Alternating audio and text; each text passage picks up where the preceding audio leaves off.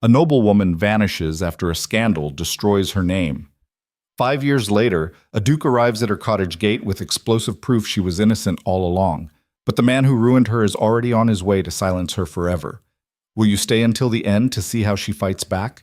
If you're watching from anywhere in the world, drop your city in the comments below and hit that like button if you love stories of courage, survival, and justice. The morning Clara Whitmore decided to stop running forever began like any other, with her hands sticky with honey and her heart deliberately empty of hope. She stood in the doorway of her weathered cottage, watching dawn spill across the Yorkshire hills in shades of copper and gold. The air smelled of wildflowers and wood smoke, clean and uncomplicated. 5 years in this forgotten corner of England had taught her to appreciate simplicity. 5 years of hiding had made her an expert at it. Her real name was a secret she guarded more carefully than gold. In the village 2 miles downhill, she was known only as Clara Moore, a quiet, competent woman who kept bees and sold honey at the Saturday market. She spoke little, she smiled less, and she never, ever answered questions about where she'd come from. That was exactly how she wanted it. Clara pulled on her leather gloves and walked toward the hives, her boots crunching on the gravel path. The cottage behind her was small but sturdy, built of gray stone with a thatched roof that leaked when it rained hard. She'd patched it herself. She'd learned to patch everything herself. The woman who had once worn silk gowns and danced at royal balls now wore rough cotton and worked with her hands until they bled. The transformation had been brutal, necessary, complete. She reached the first hive and lifted the lid with practiced ease. The bees hummed their familiar greeting, a sound that had become more comforting than any human voice. They didn't judge, they didn't whisper, they didn't turn their backs when scandal arrived. "Good morning, ladies," she murmured, checking the frames. "Let's see what you've made for me." The honey was coming in beautifully, rich and amber, the kind that would sell out in an hour at market. It was honest work, hard work, the kind of work that left no room for the past to creep in. Except the past had a way of finding cracks. Clara was returning to the cottage with a full bucket when she heard it, the sound that made her freeze mid-step, her pulse suddenly hammering in her throat. Hoofbeats. Multiple horses, coming up the long road that led to her cottage. No one came up that road, ever. That was the whole point of living here. She set the bucket down carefully, her mind already racing through possibilities. Travelers lost their way sometimes, though rarely this far off the main route. Occasionally a peddler wandered through, looking for isolated farms. But this sounded different. Too many horses. Too deliberate. Clara moved to the corner of the cottage where she could see the road without being seen. Her heart was beating so hard she could feel it in her fingertips. Through the morning mist, a carriage emerged.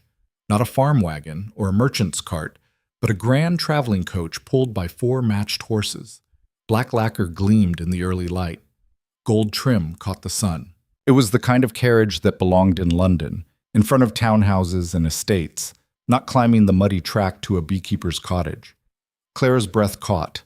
Someone had found her. After 5 years of perfect invisibility, someone had found her. The carriage rolled to a stop at her gate. For a long moment, nothing happened. Clara stood frozen, her mind screaming at her to run, to grab what she could carry, and disappear into the hills before whoever was inside could step out.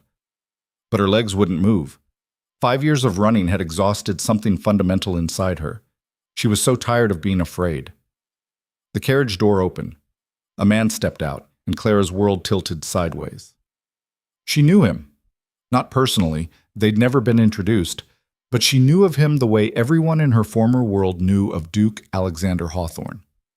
He was impossible to miss. Tall and broad-shouldered, with dark hair and the kind of presence that commanded attention without effort. He was young for a duke, perhaps 32 or 33, but he carried himself with the authority of someone much older. He was also one of the most powerful men in England, and he was standing at her gate, looking directly at her cottage. Clara's throat went dry. The duke said something to his driver, then walked toward the cottage with long, purposeful strides. He moved like a man who was used to having doors opened for him, paths cleared, obstacles removed. She should run. Right now.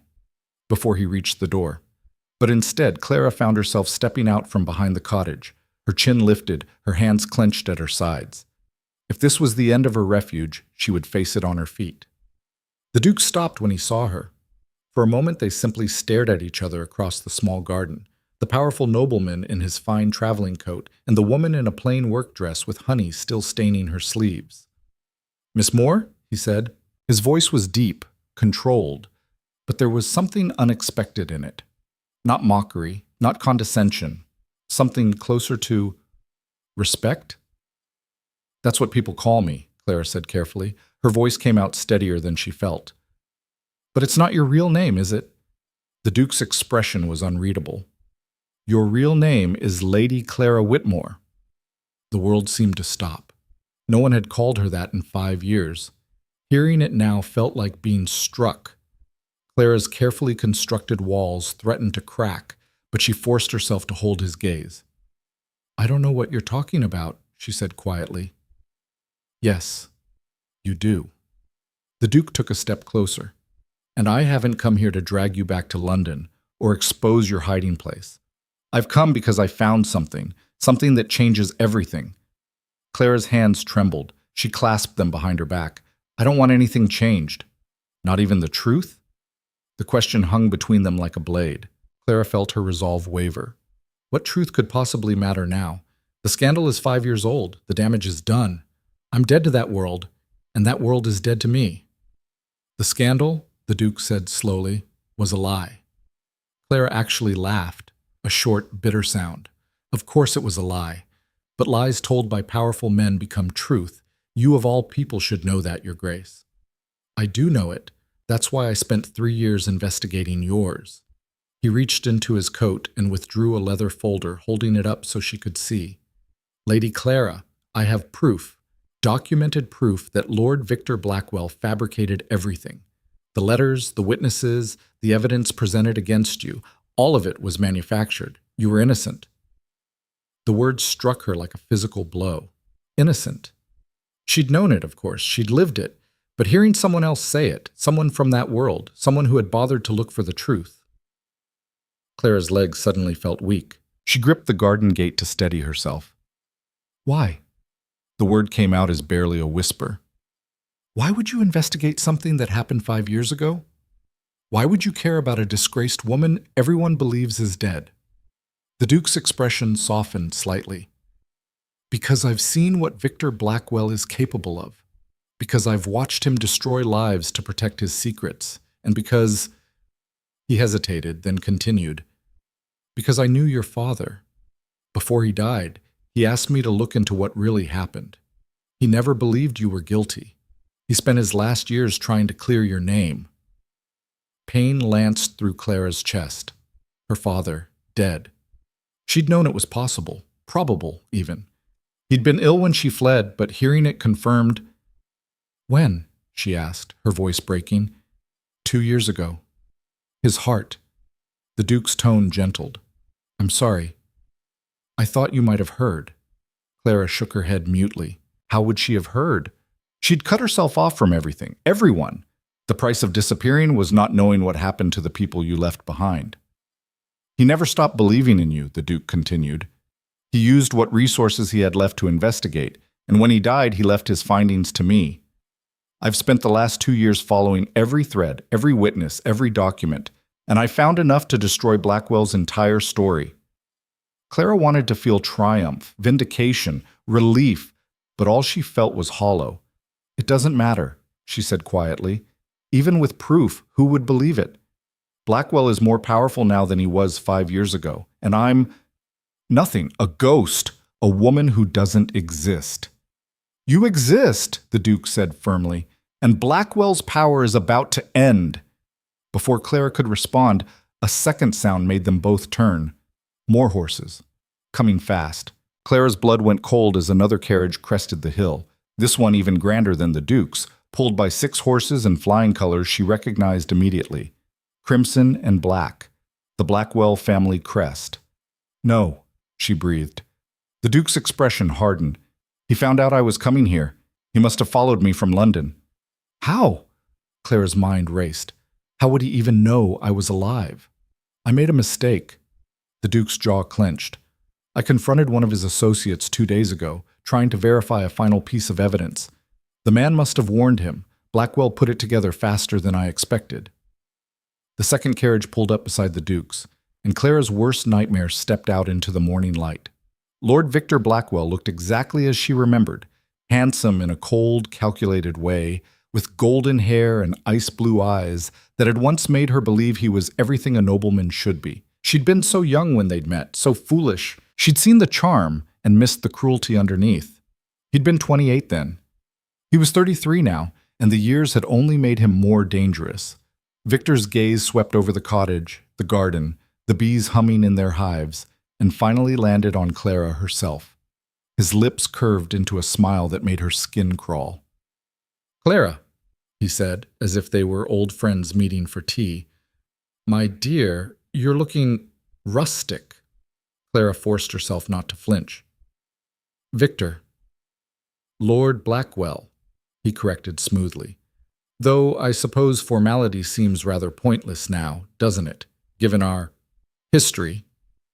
"You have no history," the Duke said sharply. "You have a crime that's about to be exposed." Victor turned to him with theatrical surprise. "Your Grace, how dedicated you are, chasing ghosts across the countryside. But surely you realize this entire exercise is futile. Even if you found some dusty papers that contradict the official record, who will care? The scandal is old news. Clara is legally dead. And he spread his hands. I am a respected peer of the realm with connections to the crown itself." "You're a criminal," the Duke said flatly, "and I have proof." "Do you?" Victor's smile widened. "How fascinating. Let's say hypothetically that you do have something. Letters, perhaps? Testimony from unreliable witnesses? Maybe even a confession from some minor player who participated in the original investigation?" He stepped closer, his voice dropping to something almost intimate.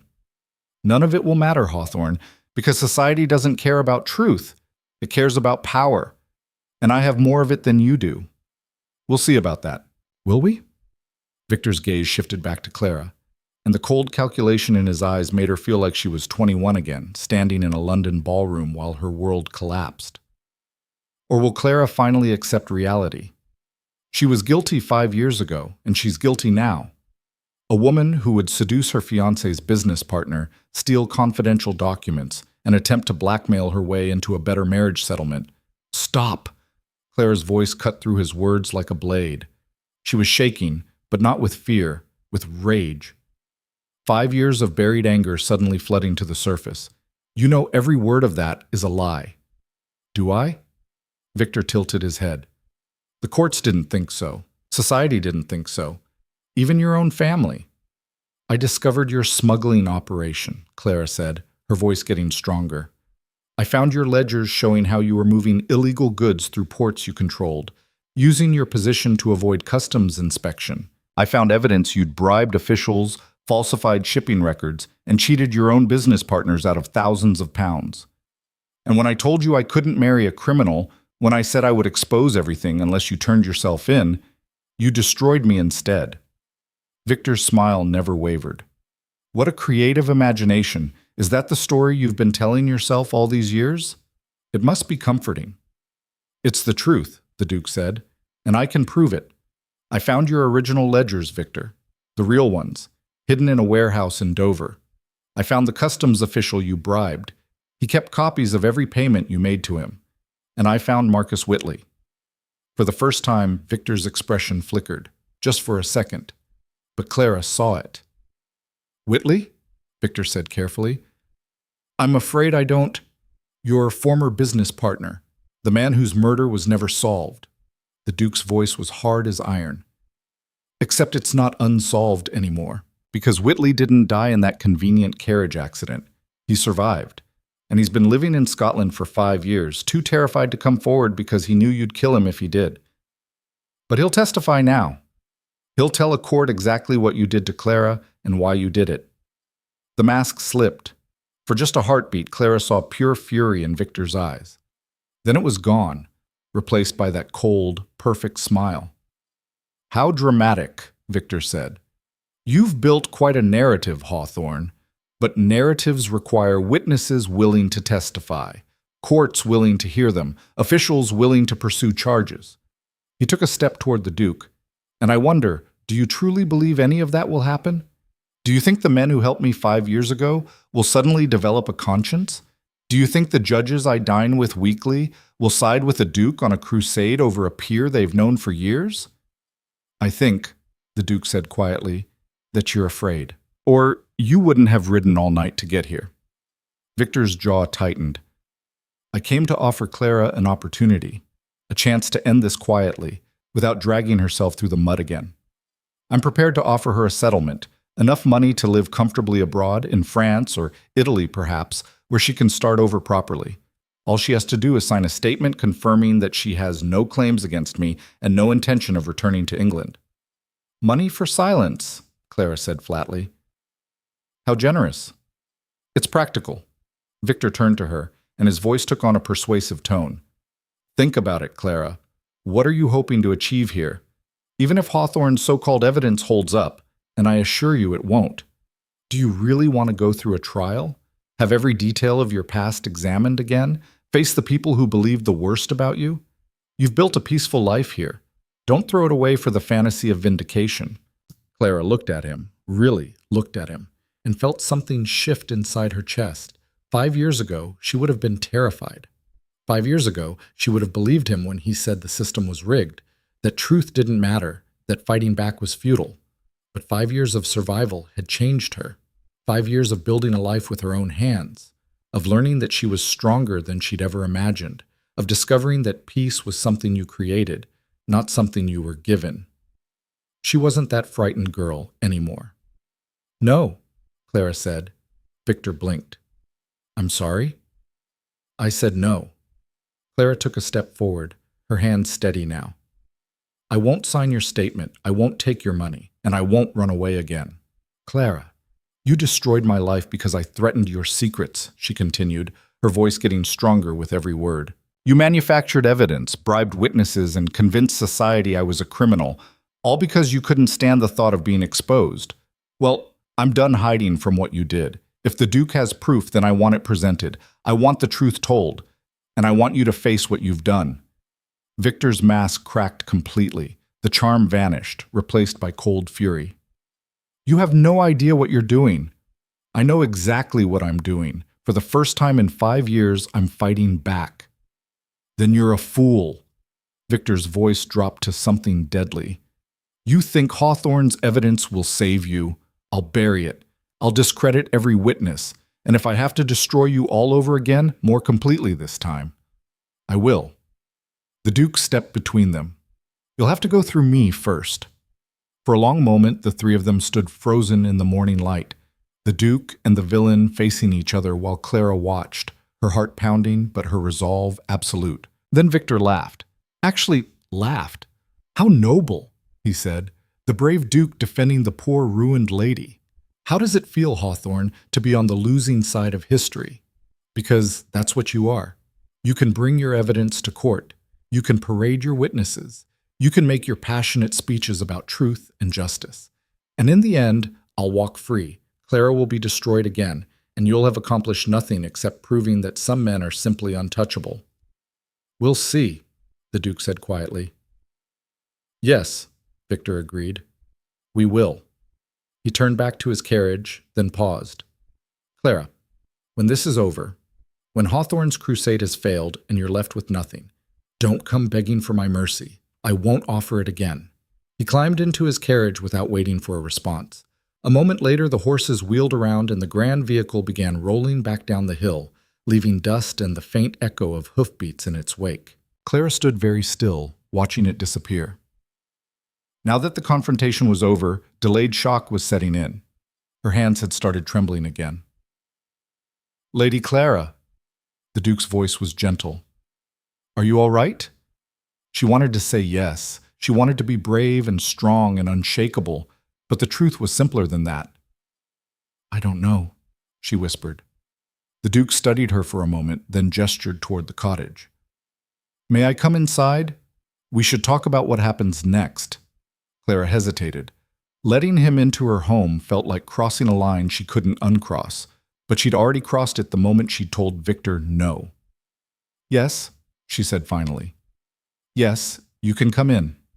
She led him through the small garden, past the neat rows of herbs she'd planted, to the cottage door. Inside was sparse but clean, a single room with a bed in one corner, a small kitchen area, a table, and 2 chairs near the fireplace. Her few possessions were arranged with care: books on a shelf, dried flowers in a jar, her beekeeping tools hanging on pegs by the door. It was a fraction of what she'd once had, and it was everything she'd built alone. The Duke removed his hat and looked around, and Clara found herself seeing the space through his eyes. How small it must seem to someone used to grand estates. How humble. "It's a good home," he said quietly, as if reading her thoughts. "You should be proud of what you've built here." The kindness in his voice nearly undid her. Clara gripped the back of a chair to steady herself. "What happens now?" she asked. Victor was right about one thing. He has more power than either of us. If you bring charges, he'll fight with everything he has. I know. The Duke set his folder on the table. That's why I need to know something before we go any further. What do you want, Lady Clara? Not what you think you should want. Not what would be practical or safe. What do you want? No one had asked her that in 5 years. Maybe no one had ever asked her that. Clara closed her eyes and let herself feel the full weight of the question. What did she want? She wanted the people who'd believed Victor's lies to know they'd been wrong. She wanted her family to know she'd been innocent all along. She wanted to walk through London without fear. She wanted her name back, but more than any of that, she wanted Victor to pay. I want justice, she said, opening her eyes, even if it's dangerous, even if I lose. I want the truth told, and I want Victor to face consequences for what he did. The Duke nodded slowly. Then that's what we'll fight for. But you need to understand what you're walking into. Victor will attack you with everything he has. He'll drag up the old scandal, add new lies to it, make you relive the worst moments of your life in front of judges and society. He'll try to break you. He already broke me once, Clara said. I survived it. I'll survive it again. I believe you will. The Duke opened the folder and spread papers across the table. But you won't do it alone. I have resources, connections, and evidence. And I have something Victor doesn't. What's that? The truth. He looked up at her, and Clara saw determination in his eyes. In my experience, lies can only stand for so long before they collapse under their own weight. Victor has been building his empire on lies for years. It's time to bring it down. Clara looked at the documents spread across her table: ledgers, letters, depositions, maps, evidence, proof. After 5 years of being called a liar, here was someone who'd gone looking for the truth and found it. She reached out and touched one of the pages, her fingers trembling slightly. Why? She asked again. You said my father asked you to investigate, but he died 2 years ago. You could have stopped then. Why did you keep going? The Duke was quiet for a moment. When he spoke, his voice was careful. Because I've spent my entire life in a world where power matters more than truth, where men like Victor can destroy innocent people and face no consequences. And he paused, I wanted to believe that could change, that sometimes, if someone fought hard enough, justice could actually win. Clara felt something crack open in her chest, some barrier she'd built to keep hope out. It hurt, but it also felt like breathing after being underwater too long. All right, she said. Tell me everything you found. Tell me how we fight him. The Duke smiled, the first real smile she'd seen from him. With pleasure. They sat at her small table as the morning sun climbed higher and the Duke of Hawthorne laid out 3 years of investigation. He showed her the ledgers that proved Victor's smuggling operation, the testimonies from dock workers who'd witnessed illegal shipments, the financial records showing bribes to customs officials, and finally, the statement from Marcus Whitley, the business partner everyone thought was dead, who'd agreed to testify about how Victor had orchestrated the entire scandal to silence Clara. With every piece of evidence, Clara felt the weight of 5 years lifting just slightly. She wasn't crazy. She wasn't a liar. She'd been telling the truth all along, and now someone could prove it. This is enough, she said, looking at the papers spread before them. This is enough to charge him. Isn't it? It should be, the Duke said carefully. But Victor was right about one thing. The system is rigged in favor of powerful men. Even with this evidence, we'll face resistance. Judges who are friends with Victor, officials who owe him favors, society members who don't want to admit they were wrong about you. So what do? We make it impossible to ignore. The Duke gathered the papers back into neat stacks. We don't just present this quietly to a single judge. We make it public.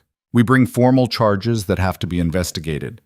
We give the evidence to newspapers that are already critical of Victor's political positions. We force the system to pay attention. Clara felt a flicker of fear. That's dangerous. Victor will retaliate. He will, the Duke agreed. That's why you can't stay here. Not anymore. He knows where you are now, and he's already threatened you. I have an estate in Northumberland, remote, heavily staffed, completely secure. You'll stay there until this is resolved. Run away again, Clara said softly. Just to a nicer prison this time. Not a prison, protection. The Duke's expression was serious. Clara, Victor is desperate. Desperate men do dangerous things. I won't risk your safety. She wanted to argue, wanted to insist she could take care of herself. But the truth was that she couldn't, not against someone with Victor's resources. She'd barely survived his attack 5 years ago, and that was before he knew she was alive. How long? She asked. A few weeks? Maybe a month. However long it takes to get charges filed and make sure there's enough public attention that Victor can't make you disappear quietly. Clara looked around her cottage, at the life she'd built in this small, safe space. Leaving it felt like losing something precious, but staying felt like letting Victor win. All right, she said quietly. I'll come with you. The Duke's shoulders relaxed slightly. Thank you. We'll leave today. It's not safe to wait. I'll have my men help you pack whatever you want to bring. Clara stood and walked to the window, looking out at her garden, her beehives, the hills beyond. 5 years ago, she'd run to this place in desperation, believing she'd lost everything. She'd built a new life here through sheer will and backbreaking work. Now she was leaving it behind to fight for something she'd thought was gone forever, her name, her truth, her right to exist in the world without shame. Your Grace, she said, still looking out the window. If we do this, if we bring charges and make this public, there's no going back. Victor will destroy anything he can reach. People who help us might face consequences. And if we lose, she turned to face him. If we lose, I'll be ruined all over again. Completely this time. There won't be a third chance. I know, the Duke said. And if you want to take his settlement instead, if you want to disappear to France or Italy and live quietly, I'll understand. I'll even help you do it. This has to be your choice, Clara. Not mine, not your father's, yours. Clara thought about that, really thought about it. She could take Victor's money, disappear to the continent, live comfortably in some beautiful city where no one knew her name or her scandal.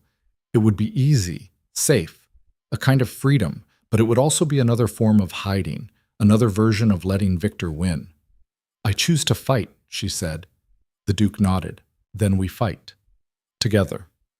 He stood and offered his hand, not to lead her, but as an equal, an ally, a partner in something that mattered. Clara took it. Outside, the bees hummed in their hives, honey dripped golden in the morning sun, and somewhere in the distance, a storm was gathering that would shake the foundations of everything Victor Blackwell had built. But in that moment, standing in her small cottage with the Duke's hand in hers, and 5 years of silence finally breaking, Clara Whitmore felt something she hadn't felt since the night she disappeared into the flames. She felt like herself again, and this time she wasn't going to let anyone take that away. The journey to Northumberland took 3 days, and with every mile Clara felt the weight of her decision settling deeper into her bones. The Duke's carriage was comfortable, far more luxurious than anything she'd experienced in 5 years, but comfort couldn't ease the knot of anxiety in her stomach. She'd left her cottage in the care of a neighbor, a taciturn farmer who asked no questions and promised to tend the bees. Everything else she owned fit into a single trunk. 5 years of life reduced to clothing, a few books, and the leather gloves she'd worn while working the hives. Alexander, he'd insisted she call him that once they were on the road, rode beside the carriage on horseback for most of the journey, claiming he preferred the fresh air. Clara suspected he was giving her space to process everything that had happened. She was grateful for it. On the second night, they stopped at an inn 40 miles south of the Scottish border. Alexander secured them separate rooms and ordered dinner brought up so Clara wouldn't have to face the common room.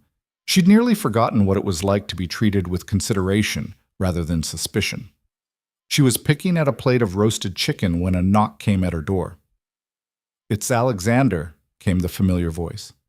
"May I come in?" Clara set down her fork and crossed to open the door. The Duke stood in the hallway holding 2 glasses and a bottle of wine that looked expensive even to her untrained eye. "I thought you might want company," he said, "or at least a decent drink." Despite everything, Clara smiled. "Both sound appealing." He poured them each a glass and settled into the chair across from her. For a moment they sat in companionable silence, the fireplace crackling softly in the corner. "You're having second thoughts," Alexander said. It wasn't a question. Clara took a sip of wine, rich and complex, nothing like the rough ale she'd grown accustomed to. "Is it that obvious? You've barely eaten in 2 days. You stare out the carriage window like you're trying to memorize the landscape, and you flinch every time we pass someone on the road." His expression was kind but honest. Those are the signs of someone reconsidering a very dangerous decision. Clara set down her glass. "I'm not reconsidering, I'm just afraid." "Good. Fear means you understand what we're up against." "That's not particularly comforting." Alexander's lips quirked. "No, I don't suppose it is. But false confidence would be worse. Victor is going to come at us with everything he has. The only way we survive is if we're smarter, faster, and more prepared than he expects us to be. And if we're not, then we fail, and Victor wins." Alexander leaned forward, his expression serious. "But I don't intend to fail, Clara. I've spent 3 years building this case. I know every piece of evidence, every witness, every legal argument we'll need. Victor thinks he's untouchable because he's always operated in the shadows, bribing the right people and silencing anyone who threatened him. But bringing this into the light changes everything." Clara wanted to believe him. She did believe him mostly. But there was a difference between having evidence and actually making it matter. "What if the courts won't listen?" she asked quietly. "What if the judges decide that protecting one of their own is more important than justice? Then we make enough noise that they can't ignore us." Alexander's voice hardened with determination. "I have connections with 3 major newspapers. They're already preparing stories about Victor's smuggling operation. The moment we file formal charges, those stories go to print. Even if the courts try to bury this, the public will know. The public believed Victor's lies about me 5 years ago, because there was no one to contradict him. This time, there is." Alexander held her gaze. "This time you have me, and I promise you, Clara, I will not let you face this alone." The certainty in his voice did something strange to her heart. She'd spent 5 years believing she had to survive on her own, that trusting anyone was a weakness she couldn't afford. But looking at Alexander now, seeing the genuine conviction in his eyes, she felt that certainty waver. "Why are you really doing this?" she asked. "And don't tell me it's just because my father asked you to. You could have honored his request with a cursory investigation. Instead, you've dedicated years to this. Why?" Alexander was quiet for a long moment. When he spoke, his voice was careful. "Do you know what it's like to have power and realize it's worthless? To be a duke with influence and wealth and connections and still watch innocent people destroyed because the system protects villains better than victims?" Clara shook her head. "I do. I've watched it happen my entire life. Men like Victor committing crimes and walking free because they know the right people. Women ruined by scandals they didn't deserve. Families destroyed by corruption that everyone knows about, but no one stops." He paused. "Your father came to me when you disappeared. He was desperate, broken, convinced his daughter was dead because society had chosen to believe a liar. And I did nothing. I told him I was sorry, I offered him money, but I didn't actually help him." Guilt flickered across Alexander's face, raw and honest. "He died believing I would investigate," Alexander continued quietly. "And maybe I would have let it fade, convinced myself I'd done my duty by looking into it half-heartedly. But then I found the first piece of real evidence, a shipping manifest that didn't match Victor's official records. And I realized the lie was even bigger than your father thought, that Victor hadn't just destroyed you to protect a secret. He'd built an entire criminal empire on lies and bribery and violence, And if I didn't stop him, he'd just keep doing it. To other women, other families, other people who had no way to fight back. He looked directly at her. So I'm doing this because I failed your father. Because I'm tired of watching men like Victor win. And because you deserve justice, Clara. You deserve to have your name back and your life back and your future back. And I'm going to help you get all of it, or I'm going to die trying. Clara felt tears prick her eyes. She blinked them back, refusing to let them fall. That's a lot of weight to carry. So is surviving 5 years alone? Alexander's voice gentled. You've already proven you're stronger than Victor ever gave you credit for. Now we just need to prove it to everyone else. Clara raised her glass. To proving people wrong, then. Alexander clinked his glass against hers. To proving them wrong. They arrived at Alexander's Northumberland estate the following afternoon, and Clara's first thought was that she'd stepped into a fortress. The main house was built of gray stone that matched the stormy sky, 3 stories tall with wings that stretched out like protective arms. The grounds were surrounded by a high stone wall, and guards were posted at every gate. Alexander hadn't been exaggerating when he'd called it secure. Welcome to Thornfield Hall, Alexander said as the carriage rolled through the main gates. It's not much, but it's defensible. Clara nearly laughed. Not much. The building was bigger than the entire village she'd been living in. A stern-looking woman in her 50s met them at the entrance. Mrs. Hartley, the housekeeper, who took one look at Clara's simple dress and worn traveling cloak and managed to convey both disapproval and determination to fix the situation. Your Grace, Mrs. Hartley said crisply, the east wing has been prepared as requested. Shall I show Lady Clara to her rooms? Clara blinked. She hadn't heard herself addressed by title in 5 years. It felt foreign and familiar at the same time. Thank you, Mrs. Hartley. Alexander turned to Clara. Get some rest. We'll talk strategy tomorrow. But rest proved impossible. Clara's rooms were beautiful, a suite with a bedroom, sitting room, and private bath that felt almost obscenely luxurious after her tiny cottage. But luxury couldn't quiet her racing mind.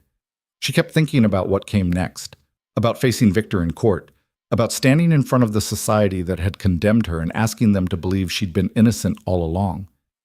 She was standing at the window, watching the sun set over the northern hills, when a soft knock interrupted her thoughts. Lady Clara? A young maid stood in the doorway, holding a dress draped over her arms. Mrs. Hartley sent this. She thought you might want something fresh for dinner. The dress was simple but well made, a deep blue that would suit her coloring. Clara accepted it with thanks and let the maid help her change. It had been so long since she'd worn anything but her work clothes that the soft fabric felt strange against her skin.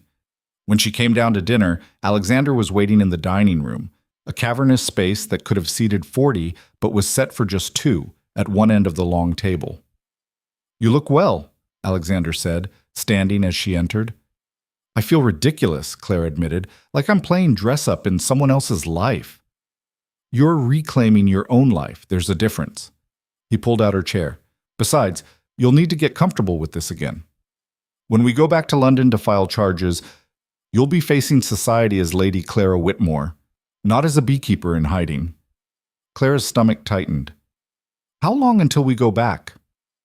A week, maybe 2. I need to coordinate with the newspapers, make sure all our witnesses are prepared to testify, and brief the lawyers who will be presenting our case. Alexander settled into his own seat as servants brought the first course, a rich soup that smelled divine. And you need time to prepare yourself. For what? Being humiliated in public? For being stronger than they expect you to be. Alexander's gaze was steady. Victor will try to break you, Clara. He'll bring up every detail of the original scandal. He'll claim you're lying, that you're desperate, that you're trying to extort him, and society will watch to see if you crumble. What if I do? You won't. Because you've already survived worse than anything Victor can throw at you. Alexander paused. But I want you to be prepared. Tomorrow we'll start going through everything, every accusation Victor made 5 years ago, every lie he told, every piece of evidence he fabricated. We'll rehearse your testimony until you can recite it in your sleep. By the time we walk into that courtroom, you'll know this case better than Victor's own lawyers. Clara's hands trembled slightly as she lifted her spoon. And if it's not enough, If we do everything right and we still lose? Alexander was quiet for a moment. Then at least you'll know you fought, that you stood up and told the truth instead of letting Victor silence you forever. That has to be worth something. Does it? If I lose everything again? You won't lose everything. You'll still have the truth, and you'll still have people who believe in you. His voice dropped. You'll still have me. Clara looked up, startled by the intensity in his voice. For a moment their eyes met across the table, and something unspoken passed between them, something that felt dangerous and comforting at the same time. Then Alexander cleared his throat and looked down at his soup. We should eat. Long day tomorrow. The week that followed was the hardest Clara had experienced since her first months in hiding. Every morning, Alexander brought her into his study, and they went through the case piece by piece. He made her recount every detail of her relationship with Victor, how they'd met, how he'd courted her, how she'd discovered his crimes. He asked her questions the way a hostile lawyer would, pushing her to defend herself, to stay calm under pressure. It was brutal, necessary, and utterly exhausting. Again, Alexander said on the fourth day, when Clara's voice had started to shake during a particularly difficult cross-examination simulation. Victor's lawyer asks you why you didn't go to the authorities immediately when you found the ledgers. What do you say? I was frightened, Clara said, her voice tight. I thought if I confronted Victor privately, I could convince him to turn himself in without destroying our family's reputations. And the lawyer says you were actually trying to blackmail him, that you demanded a larger marriage settlement in exchange for your silence. That's a lie. Prove it. Clara took a shaky breath. I never asked Victor for money. I asked him to confess. I told him I couldn't marry a criminal and that if he didn't turn himself in, I would go to the authorities myself. And why didn't you? Because he destroyed me first. He fabricated evidence, bribed witnesses, and made it look like I was the criminal. By the time I realized what he was doing, it was too late. Alexander leaned back in his chair. Better, but you need to say it with more conviction. The jury needs to hear certainty in your voice, not fear. Clara wanted to scream, I'm trying. I know you are. And you're doing well. But well isn't good enough when you're facing someone like Victor. Alexander's expression softened slightly. I'm not trying to torture you, Clara. I'm trying to prepare you for the worst moments so you'll be ready when they come. Clara stood abruptly, needing to move. She walked to the window and stared out at the grounds, where rain was falling in heavy sheets. What if I can't do this? What if I freeze in that courtroom and everything we've prepared falls apart? Then I'll be there to help you through it. Alexander's voice came from right behind her. She hadn't heard him approach. You're not doing this alone, remember? Clara turned and found him closer than she'd expected, his expression open and honest. For a moment she forgot about the case, about Victor, about everything except the fact that this man had dedicated years of his life to fighting for her when he'd never even met her. Why did you never marry? The question slipped out before she could stop it. Alexander blinked, clearly surprised. That's an unexpected topic. I'm sorry, that was intrusive. No, it's fine. He ran a hand through his hair, a gesture she'd come to recognize as a sign he was choosing his words carefully. I suppose I never found someone who wanted me for the right reasons. Most women who pursue a duke are interested in the title, the wealth, the status. Very few care about the actual person underneath. That must be lonely. It is. But it's also safer than choosing wrong and ending up trapped in a marriage built on lies. He looked at her. You understand that, I think. You were engaged to Victor because he seemed like the perfect match. Charming, wealthy, well-connected. But underneath, he was a monster. Clara flinched. I was so foolish. I should have seen it. You were 21, and he was an expert manipulator. That's not foolishness. That's being human. Alexander's voice was gentle. And you did see it, eventually. That's what matters. You discovered the truth, and you tried to stop him, even though it cost you everything. I still lost. Not yet, you haven't. Alexander stepped closer. Clara, I need you to believe something. Really believe it. You are not the weak, foolish girl Victor tried to convince the world you were. You're a survivor. You're brave enough to stand up to one of the most powerful men in England, and you're going to win this fight because you have something Victor doesn't. What's that? The truth. And me. And every single person who's sick of watching men like him destroy innocent lives. He held her gaze. You're not alone anymore. Do you understand that? Clara felt something crack open in her chest, some last wall she'd built to protect herself from hope. I'm trying to. Then keep trying. Because we're going back to London in 3 days, and when we do, I need you to walk into that courthouse like you own it, like you have every right to be there demanding justice. Can you do that? Clara thought about the cottage she'd left behind, about 5 years of surviving on her own, about the woman she'd become through sheer force of will. Yes, she said, I can do that. Alexander smiled, a real warm smile that transformed his usually serious face. Good. Then let's make sure you're ready. They returned to London on a gray Tuesday morning, and the city hit Clara like a physical blow.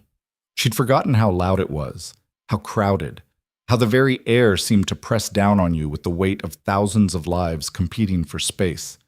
The carriage rolled through streets she'd once known intimately, past townhouses where she'd attended parties, parks where she'd walked with friends who'd abandoned her the moment scandal struck.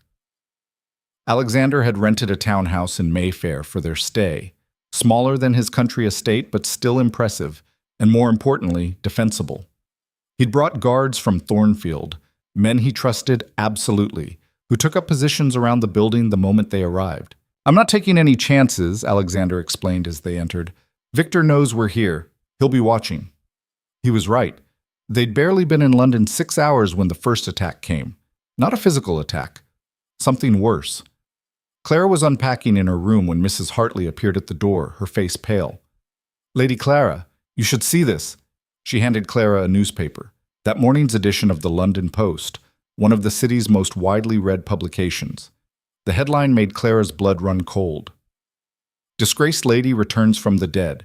Duke's mistress or blackmail artist? The article was vicious. It claimed Clara had been living as Alexander's secret mistress for years, and that the two of them had concocted a scheme to extort money from Lord Blackwell by threatening him with fabricated evidence. It painted her as a manipulative seductress who'd orchestrated her own death to escape justice, and Alexander as a foolish duke being controlled by a beautiful woman's lies. Every word was carefully crafted to destroy them both. Clara's hands shook as she read. How did they... Victor. This is Victor's doing. Of course it is. Alexander appeared in the doorway, his own copy of the newspaper clenched in his fist. He's trying to poison public opinion before we can even file charges. If he makes you look like a liar and me look like a fool, people will dismiss our evidence before they even see it. It's working. Clara's voice was hollow. Look at this. They're already calling me a blackmailer, a whore. Everything Victor accused me of 5 years ago. One newspaper doesn't represent everyone. But it influences everyone, you know that. Alexander crossed to her and took the paper from her trembling hands. This doesn't change anything. We knew Victor would fight dirty. This is him being desperate, not powerful. It doesn't feel that way. I know, but listen to me. Alexander gripped her shoulders gently, forcing her to meet his eyes. Tomorrow, we're filing formal charges against Victor Blackwell. The moment we do that, our evidence becomes part of the public record. The shipping manifests, the bribed officials, Marcus Whitley's testimony, all of it. And the newspapers that actually care about truth, the ones I've been working with, they'll print the real story. This, he gestured at the discarded paper, this is just noise. Clara wanted to believe him, but the words in that article had cut deep, reopening wounds she'd thought had scarred over. They're calling me your mistress, she said quietly. They're saying I'm using you. They're lying, just like they lied 5 years ago. Alexander's voice was fierce. Clara, I don't care what some gossip rag prints about us. I know the truth. You know the truth. And tomorrow we're going to make sure everyone else knows it too. A knock at the door interrupted them. One of Alexander's lawyers, a sharp-eyed man named Thomas Brennan, stood in the hallway holding a leather case. Your Grace, the paperwork is ready. We can file charges first thing in the morning. Alexander nodded. Good. Make sure everything is in order. I don't want any technical issues that could delay this. Brennan's expression was grave. Your Grace, You should know, I've been contacted by 3 separate intermediaries today, all representing Lord Blackwell, all offering substantial sums if we reconsider our course of action. Bribes. Very generous ones. Alexander's jaw tightened. Tell them all to go to hell. I thought you might say that. I just wanted you to be aware that Blackwell is pulling out all the stops. The legal community is already buzzing with rumors. Some judges are reluctant to touch this case. Then we'll find one who isn't reluctant. Someone who actually cares about the law more than cocktail party invitations. Alexander's voice was hard as steel. This case is going forward, Thomas, no matter who tries to stop it. Brennan nodded and departed, leaving Alexander and Clara alone again. You're making enemies, Clara said quietly. Powerful ones, because of me. I'm making enemies because they're corrupt. That's not because of you. Alexander moved to the window, looking out at the London street below. Clara, do you know what's going to happen tomorrow when we file those charges? Victor's lawyers will try to get them dismissed. Yes. And when that fails, they'll try to delay the trial. And when that fails, they'll try to discredit our witnesses. They'll throw every legal obstacle they can think of in our path. He turned back to her. And through all of it, London society is going to watch. They're going to gossip. They're going to take sides. And some of them, maybe most of them, are going to side with Victor because he's charming and powerful and connected. I know all this. You've told me. What I haven't told you is this. I don't care. Alexander's voice was quiet but absolute. I don't care if every peer in England turns against me. I don't care if I lose friends, or political allies, or invitations to important events. I care about stopping Victor, and I care about clearing your name. Nothing else matters. Clara felt tears threatening again. You're risking everything. So are you. That makes us even. He crossed back to her. Tomorrow morning, we walk into that courthouse together, and we start the fight that's going to change both of our lives. Are you ready?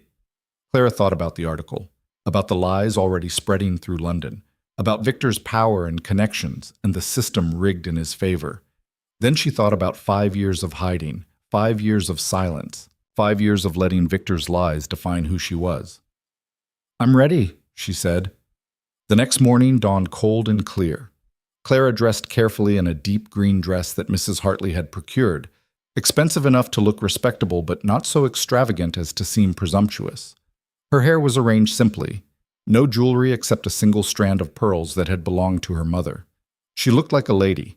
She felt like she was preparing for battle. Alexander was waiting for her in the entrance hall, dressed in formal court attire. He looked every inch the powerful Duke, but Clara could see tension in the set of his shoulders. The carriage is ready, he said. Thomas and the other lawyers are meeting us at the courthouse. We'll file the charges, make a brief statement to the press, and then return here while the legal process begins. Clara nodded, not trusting her voice. They rode through London's morning streets in tense silence. Clara watched the city pass by, shopkeepers opening for business, servants running errands, gentlemen walking to their clubs. Normal people living normal lives, completely unaware that her entire future was about to be decided. The courthouse was an imposing stone building in the heart of Westminster, all columns and marble and the weight of centuries of law. A crowd had already gathered on the steps, reporters, curiosity seekers, and what looked like hired thugs who jeered as Alexander's carriage approached. Stay close to me, Alexander murmured as they prepared to exit. Don't react to anything they say. The moment Clara stepped out of the carriage, the shouts began. That's her! The Blackwell whore! How much is the Duke paying you, sweetheart? Blackmailer! Liar! Clara's heart hammered in her chest, but she kept her chin up and her eyes forward. Alexander's hand settled firmly at her back, guiding her through the crowd toward the courthouse entrance. Then she saw him. Victor stood at the top of the courthouse steps, surrounded by lawyers and supporters, looking down at her with an expression of amused contempt. He was dressed impeccably, every inch the respectable peer, and he made sure she saw him smile as she approached. Clara, he called out, his voice carrying over the crowd. How lovely to see you've left your bees to visit the city, though I must say, you seemed more at home in the countryside. The crowd laughed. Clara felt her face burn, but she kept walking. Ignore him, Alexander said quietly. But Victor wasn't finished. Your Grace, he said, addressing Alexander now, I do hope you know what you're doing. Bringing false charges against a peer is a serious matter. You could lose everything over a woman's lies. Alexander stopped, turned, looked directly at Victor with an expression of absolute contempt. The only liar here is you, Blackwell, and tomorrow everyone will know it. Then he guided Clara past Victor and into the courthouse, leaving the crowd buzzing behind them. Inside, the building was quieter, but no less intimidating. Marble floors echoed with every footstep. Portraits of stern judges lined the walls. This was where the powerful came to have their disputes settled, where law and money and influence intersected. Thomas Brennan met them in a private chamber, along with two other lawyers Clara didn't recognize. Everything is prepared, Brennan said, laying out papers on a large table. We're filing charges of fraud, criminal conspiracy, perjury, and obstruction of justice. We have supporting documentation for all of it. The shipping manifests, financial records, witness statements, everything. Clara stared at the papers. Years of suffering reduced to legal documents and formal charges. Will it be enough? She asked. Brennan's expression was carefully neutral. It should be, but Blackwell has already filed a motion to dismiss, claiming the charges are politically motivated and lack foundation. We'll be arguing that motion before Judge Harrison this afternoon. Harrison? Alexander frowned. He's fair, at least. Could be worse. Could be better, Brennan countered. He's conservative, doesn't like scandal, and he's dined at Blackwell's house on multiple occasions. Of course he has, Clara said hollowly. Is there anyone in London who hasn't? Me, Alexander said firmly. And Judge Harrison may know Blackwell socially, but he also has a reputation for following the law. If our evidence is solid, and it is, he'll have to let the case proceed. They filed the charges formally, watching as a clerk processed the paperwork and stamped it with official seals. Then they returned to the courthouse steps to make their statement to the press. The crowd had grown larger. More reporters now, notebooks ready, pencils poised. And more of Victor's supporters, too, ready to jeer and mock. Alexander stepped forward, and his voice cut through the noise like a blade. 5 years ago, Lady Clara Whitmore was accused of crimes she did not commit. She was destroyed by a scandal built entirely on fabricated evidence and false testimony. Today we are filing formal charges against Lord Victor Blackwell for orchestrating that scandal to silence Lady Clara after she discovered his criminal activities. The crowd erupted. Shouts of disbelief, accusations, demands for proof. Alexander raised his hand for silence and somehow, impossibly, got it. We have documented evidence of Lord Blackwell's smuggling operation, including shipping manifests, financial records, and testimony from witnesses he thought he had silenced. We have proof that he bribed officials, falsified documents, and committed perjury. And we have proof that Lady Clara Whitmore was innocent of every charge leveled against her. Where's your proof? Someone shouted. Show us! It will be presented in court where it belongs, and when it is, you will all see that Lord Blackwell is not the respectable peer he pretends to be. He is a criminal who has operated with impunity for far too long. That ends today. Alexander turned to Clara. Lady Clara, do you have anything you'd like to say? Clara's throat was dry. Her hands were shaking. The crowd stared at her with hostility and skepticism and cruel amusement. This was her moment, her chance to speak after 5 years of silence. She stepped forward. I am Lady Clara Whitmore, she said, her voice quieter than Alexander's but carrying nonetheless. 5 years ago, I was engaged to Lord Blackwell. I discovered that he was using his position to smuggle illegal goods and defraud his business partners. When I confronted him and refused to marry a criminal, he destroyed my reputation to protect his secrets. Liar! Someone shouted. Clara's voice grew stronger. He fabricated evidence against me. He bribed witnesses to testify falsely. He convinced society I was a criminal so they wouldn't believe me when I told the truth. And when I disappeared, he let everyone think I was dead because a dead woman can't defend herself. Then why didn't you come forward sooner? A reporter called out. Because I was afraid. Because I had no power and he had all of it. Because I believed that the truth didn't matter if no one was willing to listen. Clara paused. But I'm not afraid anymore. And I'm not hiding anymore. Lord Blackwell destroyed my life once. I won't let him do it again. For a moment there was silence. Then the questions exploded, reporters shouting over each other, demanding details, wanting more. Alexander stepped in smoothly. All questions will be answered in court. Thank you. He guided Clara back toward the carriage, but before they could reach it, Victor's voice rang out across the courthouse steps. Very touching, Clara, though I notice you still haven't produced any actual evidence. Clara turned despite herself. Victor stood at the top of the steps, arms crossed, looking completely relaxed. The evidence will be presented in court, Alexander said coldly. Will it? Victor smiled. Or will you discover that your so-called witnesses have suddenly developed amnesia, that your documents have gone missing, that your entire case is built on nothing but the fantasies of a disgraced woman and the misguided chivalry of a duke who should know better? Are you threatening our witnesses? Alexander's voice was dangerous. I'm simply pointing out reality. Clara's accusations didn't hold up 5 years ago, and they won't hold up now. The difference is that this time, when she's proven to be a liar, she'll have dragged you down with her. Victor's smile widened. Tell me, Hawthorne, how does it feel to throw away your reputation for a woman who isn't worth it? Clara felt Alexander tense beside her, ready to respond, but she found her own voice first. If I'm not worth it, she said clearly, then why are you so afraid of what I know? Victor's smile froze. For just an instant, she saw fury flash in his eyes. Then he laughed. Afraid?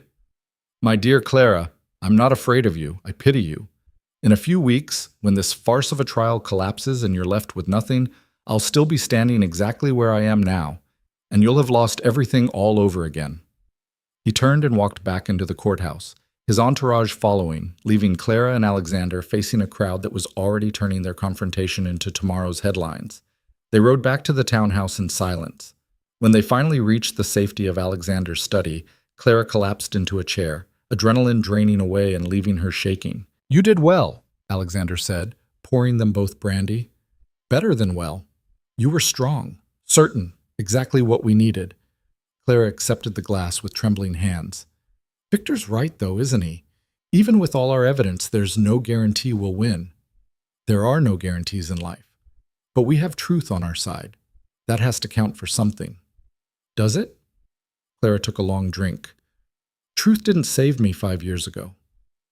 Because there was no one to fight for you. Now there is. Alexander knelt beside her chair, forcing her to meet his eyes. Clara, I know you're afraid. I know today was hard. But you stood on those courthouse steps and you told your truth in front of everyone. That took courage most people will never have. And regardless of what happens in court, no one can take that away from you. Clara felt tears finally spill over. What if we lose everything? Then we lose it together, and we start over. Alexander reached up and gently wiped away her tears. But we're not going to lose. I won't let Victor win. I promise you that. Clara looked into his eyes and saw absolute conviction. This man had dedicated years to her case, had risked his reputation, his connections, his entire position in society. And he was still here, still fighting, still refusing to back down. Why? She whispered. Why do you care so much? Alexander was quiet for a long moment. When he spoke, his voice was rough with emotion. Because someone should have cared 5 years ago. Because you deserved better than a world that let a powerful man destroy you. And because... He stopped, clearly wrestling with something. Because? Because somewhere along the way, this stopped being about justice and started being about you, about knowing you're safe, about wanting to give you back everything you lost, about... He took a shaky breath.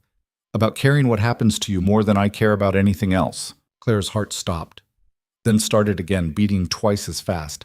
Alexander, I know, he said quickly. I know this is complicated. I know you're vulnerable right now, and I'm supposed to be helping you, not this. I'm sorry. Forget I said anything. He started to pull away, but Clara caught his hand.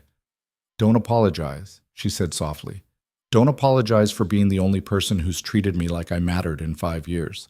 Don't apologize for fighting for me when no one else would. And don't apologize for whatever this is between us, because I feel it too. Alexander went very still. Clara, I know it's complicated. I know the timing is terrible. I know we're in the middle of a fight that could destroy both of us. She held his gaze.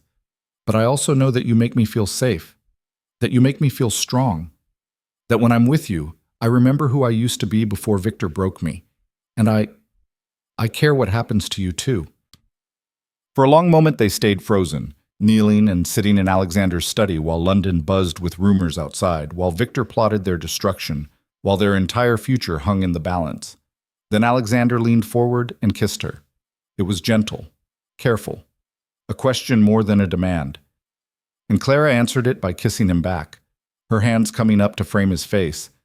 5 years of loneliness and fear and isolation finally cracking open to let something else in, something that felt like hope. When they finally broke apart, Alexander rested his forehead against hers. "We're going to win this," he said quietly. "And when we do, I'm going to court you properly. No scandal, no secrets. Just you and me figuring out what this could be." Clara smiled despite everything. "And if we lose, then we'll start over somewhere else, together."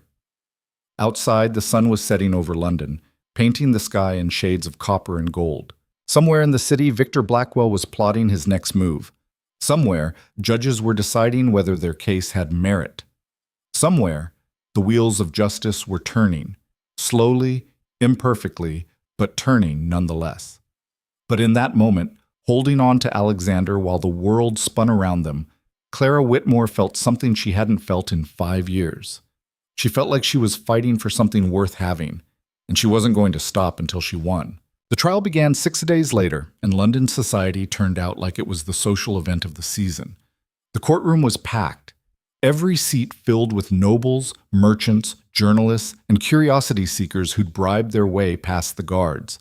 The gallery overflowed with women in expensive silks and men in tailored coats, all pretending this was about justice, when really it was about entertainment, about watching the fallen try to rise and the powerful defend their throne. Clara sat beside Alexander at the plaintiff's table, her hands folded in her lap to hide their trembling. She wore a modest gray dress that Mrs. Hartley had insisted projected both dignity and humility. Her hair was pulled back simply. No jewelry except her mother's pearls. She looked like a woman seeking justice, not revenge. Across the aisle, Victor sat surrounded by 4 lawyers in expensive robes, looking utterly relaxed. He caught her eye once and smiled. That same cold, calculated smile that had haunted her nightmares for 5 years. Judge Harrison entered, and the courtroom fell silent. He was a severe man in his 60s with steel gray hair and eyes that missed nothing. Alexander had said he was fair. Clara hoped that was true.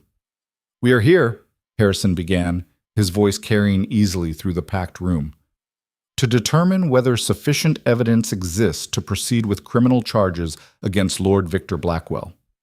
This is not a trial of guilt or innocence. This is a preliminary hearing to establish whether the charges have merit. Mr. Brennan, you may present your case." Thomas Brennan stood, and Clara held her breath. For the next 2 hours, Brennan methodically laid out their evidence. He presented the shipping manifest showing discrepancies in Victor's trade records. He showed financial documents proving bribes paid to customs officials. He called a nervous dock worker who testified he'd personally helped unload illegal goods from Victor's ships. The courtroom buzzed with each revelation. Clara watched the spectators' faces shift from skepticism to surprise to fascination. They'd come for scandal. They were getting something much bigger. Then Brennan called Marcus Whitley to the stand. The man who entered was gaunt and tired-looking, with the air of someone who'd been running for a very long time, but his voice was steady as he swore his oath and took his seat. "Mr. Whitley," Brennan began, "please tell the court how you know Lord Blackwell." "We were business partners. 7 years ago, we jointly purchased controlling interest in 3 shipping companies operating out of Dover and Southampton." "And what happened to that partnership?" Whitley took a breath. "I discovered Victor was using our ships to smuggle contraband. French wines avoiding taxation, textiles from India without proper customs inspection, occasionally items I suspected were stolen. When I confronted him, he told me it was too profitable to stop. When I threatened to go to the authorities, he made it clear my life was in danger." "How did he make that clear?" "My carriage was tampered with. The wheel came off while I was traveling at speed. I nearly died. Afterward, I received a note saying the next accident would be fatal.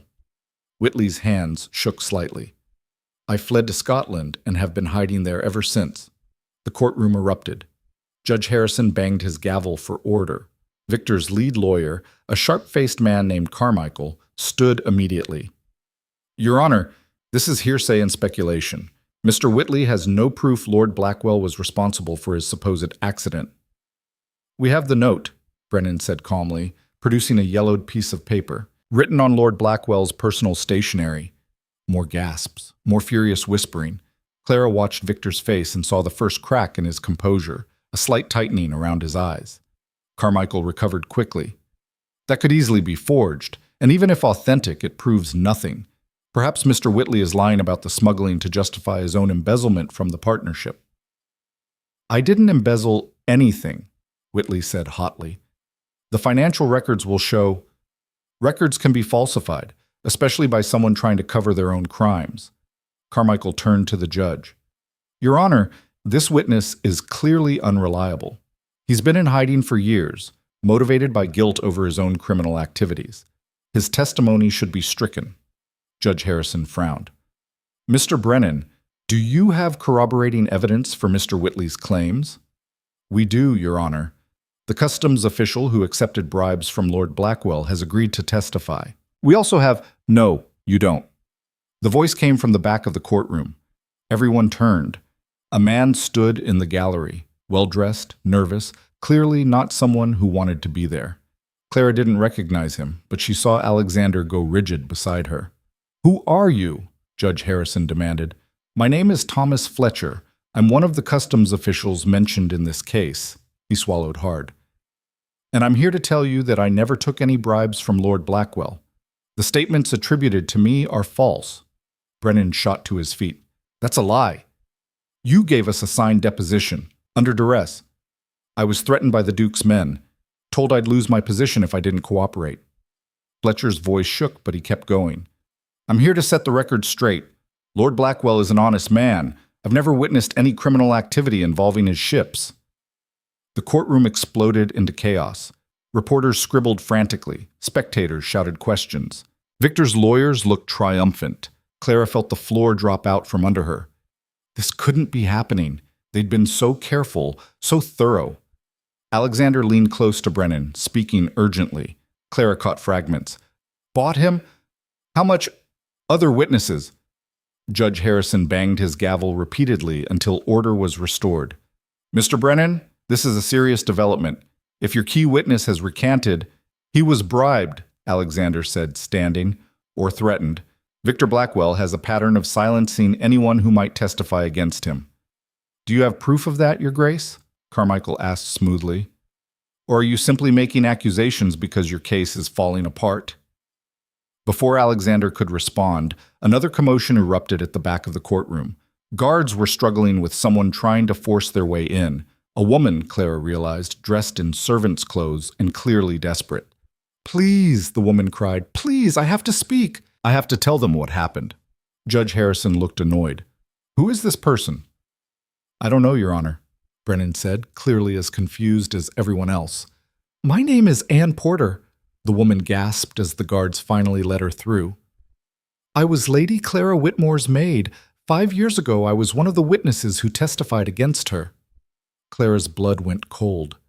She remembered Anne, young, sweet, someone Clara had trusted, someone who'd stood in front of a magistrate and sworn she'd seen Clara stealing documents from Victor's study.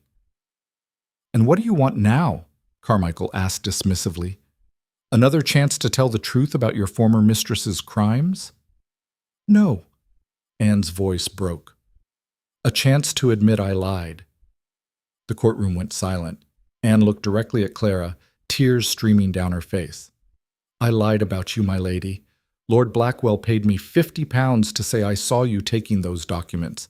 He told me exactly what to say, rehearsed me on it, and I needed the money. My mother was sick. I thought one small lie wouldn't matter. This is absurd, Carmichael sputtered. Your Honor, this woman is clearly— I have proof, Anne interrupted. She pulled a crumpled envelope from her pocket. Lord Blackwell paid me in banknotes. I kept the envelope. It has his seal on it, his handwriting, and I kept a letter he sent me afterward warning me never to speak of our arrangement. Brennan crossed to her quickly, taking the envelope with shaking hands. He examined it, then passed it to Judge Harrison. The judge studied the papers in silence. The courtroom held its breath. "This appears to be Lord Blackwell's seal," Harrison said slowly. "And the handwriting could be forged," Carmichael said desperately. "This woman clearly has an agenda." "The agenda is truth," Anne said, her voice getting stronger. "I've lived with the guilt of what I did for 5 years. I destroyed an innocent woman's life for money. But I won't stay silent anymore. Lord Blackwell is a liar and a criminal, and Lady Clara was innocent of everything he accused her of." The courtroom erupted again, but this time the energy was different. Hostile murmurs were now directed at Victor, not Clara. People were reconsidering, doubting. Clara looked at Victor and saw real fear in his eyes for the first time. Judge Harrison banged his gavel for order. "We will take a 30-minute recess while I examine this evidence. Court is adjourned." The moment they reached the private chamber, Alexander turned to Brennan. "How did she know to come today?" "I have no idea. We didn't contact her. We thought she was unreachable." Brennan was pacing, agitated. "But if her evidence is authentic, it changes everything. One of Victor's own witnesses recanting and providing proof of bribery." "If it's authentic," Clara interrupted, "what if this is Victor's trap? What if he sent her here to discredit us somehow?" Alexander shook his head. "Did you see his face? He looked like he'd been struck. This wasn't planned." A knock at the door interrupted them. A clerk entered, looking nervous. "Your Grace, there's a woman outside asking to speak with Lady Clara privately. She says it's urgent." Clara exchanged glances with Alexander. "Who is she?" "She wouldn't give her name, but she said to tell you she's someone who knows what it's like to be destroyed by a powerful man." Something in Clara's chest tightened. "I'll see her." "Clara," Alexander started, "if it's a trap, you'll be right outside." Clara managed a smile she didn't feel. "And if it's not, maybe it's help." The woman waiting in the small antechamber was beautiful, raven-haired and elegantly dressed, perhaps 30 years old, but there was a hardness in her eyes that spoke of suffering. "Lady Clara," she said, standing, "thank you for seeing me. My name is Elizabeth Carrington, though you probably knew me as Elizabeth Hartley before my marriage." The name meant nothing to Clara. "I'm sorry, We never met, but 6 years ago I was engaged to a viscount, a match my family was thrilled about. And then I discovered my fiancé was having an affair with a married woman. When I confronted him, he did to me what Victor Blackwell did to you. Fabricated a scandal, made me look like the villain, destroyed my reputation so thoroughly that no respectable family would associate with me." Clara's throat tightened. "I'm sorry." "Don't be. I survived. I married a merchant, scandalous for the daughter of an earl, but he's kind and he doesn't care about my past." Elizabeth's expression hardened. "But I never forgot what it felt like to be powerless, to watch a liar destroy me and face no consequences. So when I heard you were fighting back against Blackwell, I knew I had to help." "How?" "I have information about other women Victor has destroyed." Elizabeth pulled out a leather folder. "Over the past 3 days, I've contacted every woman I could find who was connected to Blackwell and then mysteriously disgraced. I found 4 who were willing to talk, 4 women whose lives he ruined to protect his secrets or punish them for rejecting him." Clara's hands shook as she took the folder. Inside were statements, signed detailed accounts of Victor's manipulation, cruelty, and revenge. "Why would they come forward now?" Clara asked. "If they've been silent this long?" "Because you gave them hope. You stood up in front of everyone and said you weren't going to hide anymore. You showed them it was possible to fight back." Elizabeth's voice softened. "These women are ready to testify, Clara, ready to add their voices to yours. Victor can discredit 1 woman, maybe 2, but 6, all telling similar stories. That becomes a pattern. That becomes proof." Clara felt tears burning in her eyes. "Thank you. This is what women should do for each other, especially when men like Victor try to keep us isolated and ashamed." Elizabeth squeezed her hand. "You're not alone, Lady Clara. Not anymore. When Clara returned to the chamber with the folder, Alexander's expression went from concerned to stunned as he read through the statements. "This is incredible," he breathed. "Clara, with this testimony added to what we already have." "We can bury him," Brennan finished, his eyes gleaming.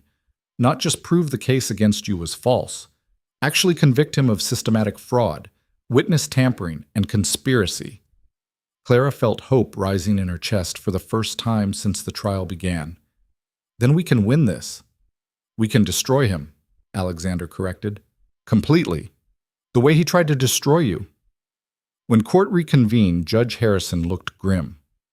"After examining Miss Porter's evidence," he announced, "I find sufficient credibility to allow her testimony. The envelope and letter appear authentic, pending verification by handwriting experts. However," he held up a hand as Victor's lawyers started to protest, "this does not automatically prove Lord Blackwell's guilt. It merely raises questions that warrant further investigation." "Your Honor," Brennan stood, "we have additional evidence to present. 4 more women willing to testify about Lord Blackwell's pattern of destroying anyone who threatens or opposes him." Carmichael shot to his feet. "Objection! This hearing is about specific charges related to Lady Clara's case. What other women may or may not claim about Lord Blackwell is irrelevant." "It's directly relevant to establishing pattern of behavior," Brennan countered. "If we can show Lord Blackwell has repeatedly used false accusations to silence inconvenient people—" "Enough!" Judge Harrison's voice cut through the argument. "I will allow one of these witnesses to testify to establish whether there is indeed a pattern. Choose wisely, Mr. Brennan." Brennan called Margaret Ashford, a merchant's daughter who'd been engaged to one of Victor's business associates 3 years ago. She was composed but clearly terrified as she took the stand. "Miss Ashford, please tell the court what happened when you refused Lord Blackwell's advances." Margaret's voice was steady. "I was engaged to Mr. James Preston, who worked with Lord Blackwell in several shipping ventures. At a party, Lord Blackwell cornered me in a library and made inappropriate suggestions. When I rejected him and told him I would inform my fiancée, he laughed. He said James would never believe me, and if I tried to expose him, he would ruin me." "And did he?" "Within a week, rumors began circulating that I had been seen with another man in a compromising position. Letters appeared, supposedly from me to this other man, detailing an affair. They were forgeries, but convincing ones. My fiancé broke our engagement. My family was humiliated. And Lord Blackwell," her voice hardened, "Lord Blackwell sent me a note saying this was what happened to women who didn't know their place." The courtroom buzzed. Clara watched Victor's face turn stony. Carmichael's cross-examination was vicious, but Margaret held firm. She had kept the note. She had dates, details, corroborating witnesses. By the time she stepped down, even the skeptics in the gallery looked troubled. Judge Harrison called another recess to consider everything he'd heard. "We're winning," Alexander said quietly as they waited. Harrison's face, "He's starting to believe us." Clara wanted to feel triumphant, but something felt wrong. Victor had been too quiet during Margaret's testimony, too calm. Men like him didn't just accept defeat. They were called back into the courtroom an hour later. Judge Harrison looked like he'd aged 10 years. "After careful consideration," he began, "I find that sufficient evidence exists to proceed with criminal charges against Lord Victor Blackwell. A trial date will be set to fully examine all accusations and evidence. Lord Blackwell, you are hereby ordered to surrender your passport and—" "No." The single word spoken quietly by Victor somehow silenced the entire courtroom. Victor stood slowly, his face a mask of cold fury. "I will not surrender anything, and there will be no trial." "Lord Blackwell," Judge Harrison said sharply, "you are in contempt of—" "I am in contempt of this entire farce." Victor's voice was ice. "You all sit here pretending this is about justice, when it's really about politics. About a duke trying to make a name for himself by destroying a peer. About a disgraced woman seeking revenge. Well, I'm done playing along." He turned to face Clara directly, and the hatred in his eyes made her blood run cold. "You want to destroy me, Clara? You want to take everything from me the way you think I took everything from you?" His smile was terrifying. "Then let's see how you feel when I return the favor." That's enough, Alexander said, standing. You're finished, Blackwell. Accept it. Am I? Victor reached into his coat and withdrew a folded paper. Tell me, Hawthorne, does Clara know about your father? Alexander went very still. What? Your father, the late Duke of Hawthorne, the man who supposedly died of a heart condition 15 years ago. Victor's smile widened. Except that's not what killed him, is it? I don't know what you're talking about. Don't you? Because I have a letter here, written by your father's physician, who felt guilty enough to document the truth before he died. A letter that explains exactly how the former Duke really died.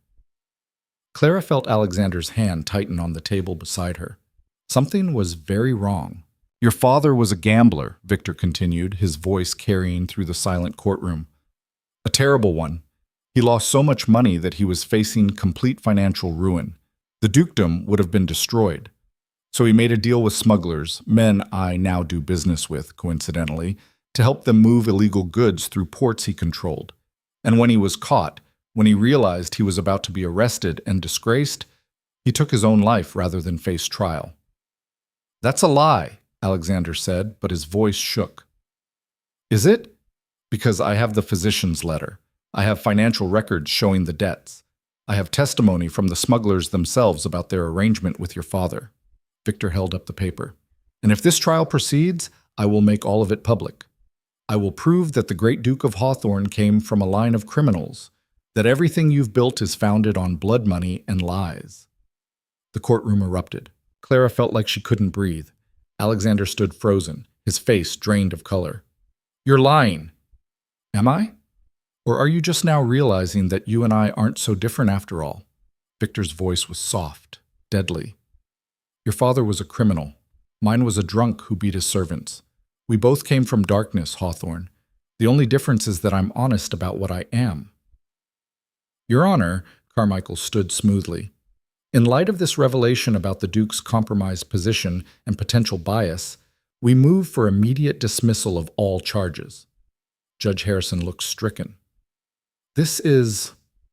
I need time to consider. There's nothing to consider, Victor said. Either dismiss this case now, or I release everything I have about the Hawthorne family. And trust me, the scandal will make Clara's look like a garden party. Clara felt fury rising through her shock. This was Victor's endgame.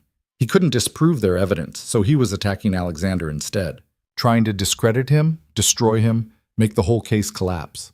She stood. Don't do it. Everyone turned to look at her. Don't dismiss the charges, Clara said, her voice stronger than she felt. I don't care what Victor thinks he has on Alexander's father.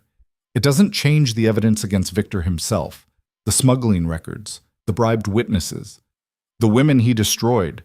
Those facts exist regardless of who's presenting them. The facts are tainted by a corrupt prosecutor, Carmichael said. Your Grace has no moral authority to— Then I'll prosecute the case myself, Clara interrupted. I'm the victim. I have the right to bring charges. If the court won't trust Alexander because of his father's actions, then let me stand alone. Alexander grabbed her arm. Clara, no. You can't. I can. And I will. She looked at Judge Harrison. Your Honor, I am Lady Clara Whitmore. I was falsely accused, my reputation destroyed, my life stolen by a man who thought he was above the law. If the Duke of Hawthorne is compromised, then remove him from the case, but don't let Victor Blackwell walk free because he's found a way to change the subject. Harrison looked between them, clearly struggling. Lady Clara, this is highly irregular. So is everything Victor has done. So is bribing witnesses and fabricating evidence and destroying innocent people. Clara's voice rose. You've heard the testimony. You've seen the proof. Are you really going to let all of that disappear because Victor is good at finding people's secrets? For a long moment, the courtroom held its breath. Then Victor laughed. How noble. But you're forgetting something, Clara. You can't prosecute this case without legal representation, and no lawyer in London will touch it now. Not when I've made it clear that anyone who helps you will be destroyed along with you. I'll represent myself. You don't know the law. Then I'll learn it. Clara stepped forward, her hands clenched into fists. I survived 5 years alone, Victor. I survived losing everything and building a new life from nothing.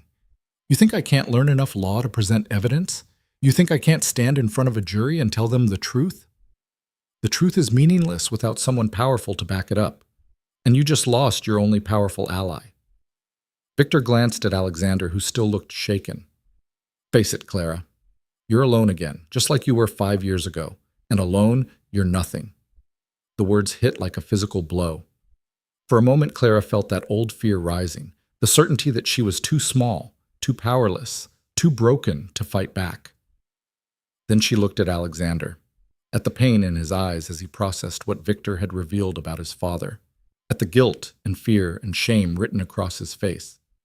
And she realized something. She wasn't alone. Not anymore. You're wrong, she said quietly. I have people who believe in me, women who are willing to testify against you despite the risks, a lawyer who built this case because he cares about justice, and a duke who spent 3 years fighting for someone he'd never met because he thought it was right. She turned to Judge Harrison. Your Honor, I request a 1-week continuance, time to secure legal representation and prepare to proceed without the duke's involvement. If I can't find anyone willing to take the case, then I'll accept dismissal. But give me the chance to fight. Harrison looked at her for a long moment, then at Victor, then at the packed gallery full of London's elite, all watching to see what he would do. 1 week, he said finally. If you can find representation and are prepared to proceed, we'll reconvene. But Lady Clara, understand that you're taking on a nearly impossible task. Lord Blackwell's lawyers are among the best in England. I know, but I'd rather fail fighting than succeed by running away. Harrison banged his gavel. Court is adjourned. The courtroom erupted into chaos. Reporters rushed for the exits to file their stories. Spectators shouted questions. Victor's supporters jeered while a smaller group, mostly women, looked at Clara with something that might have been hope. Alexander stood frozen, his face ashen. Clara took his arm. Come on, let's get out of here. They made it to the carriage through a gauntlet of shouting reporters. Alexander didn't speak the entire ride back to the townhouse. When they finally reached the safety of his study, he collapsed into a chair and put his head in his hands. I'm sorry, he said, his voice broken. I'm so sorry, Clara. I failed you. Clara knelt beside him. You didn't fail me. Victor blindsided you. I should have known he'd have something on my family. Should have prepared for it. Should have... Stop. Clara took his hands, forcing him to look at her. Victor is good at finding weaknesses. It's what he does. But what he said about your father, is it true? Alexander's face crumpled. I don't know. I was 12 when my father died. I was told it was his heart. But there were always rumors, whispers about debts and scandal that my mother refused to discuss. I thought they were just cruel gossip. And if they're not? If your father really was involved in smuggling? Then everything I am is built on lies. Then Victor's right. I'm no better than him. Alexander's voice was hollow. How can I fight for justice when my own family... Your father's choices aren't yours, Clara said firmly. You spent 3 years investigating a case that had nothing to do with you because you wanted to do something right. You risked your reputation, your position, everything to fight for someone who couldn't fight for herself. That's who you are, Alexander, not whatever your father may have done. But the court will have to decide if they can separate your father's actions from this case, but I've already decided. Clara held his gaze. I know who you are. I know what you've sacrificed for this, and I won't let Victor's manipulation change that.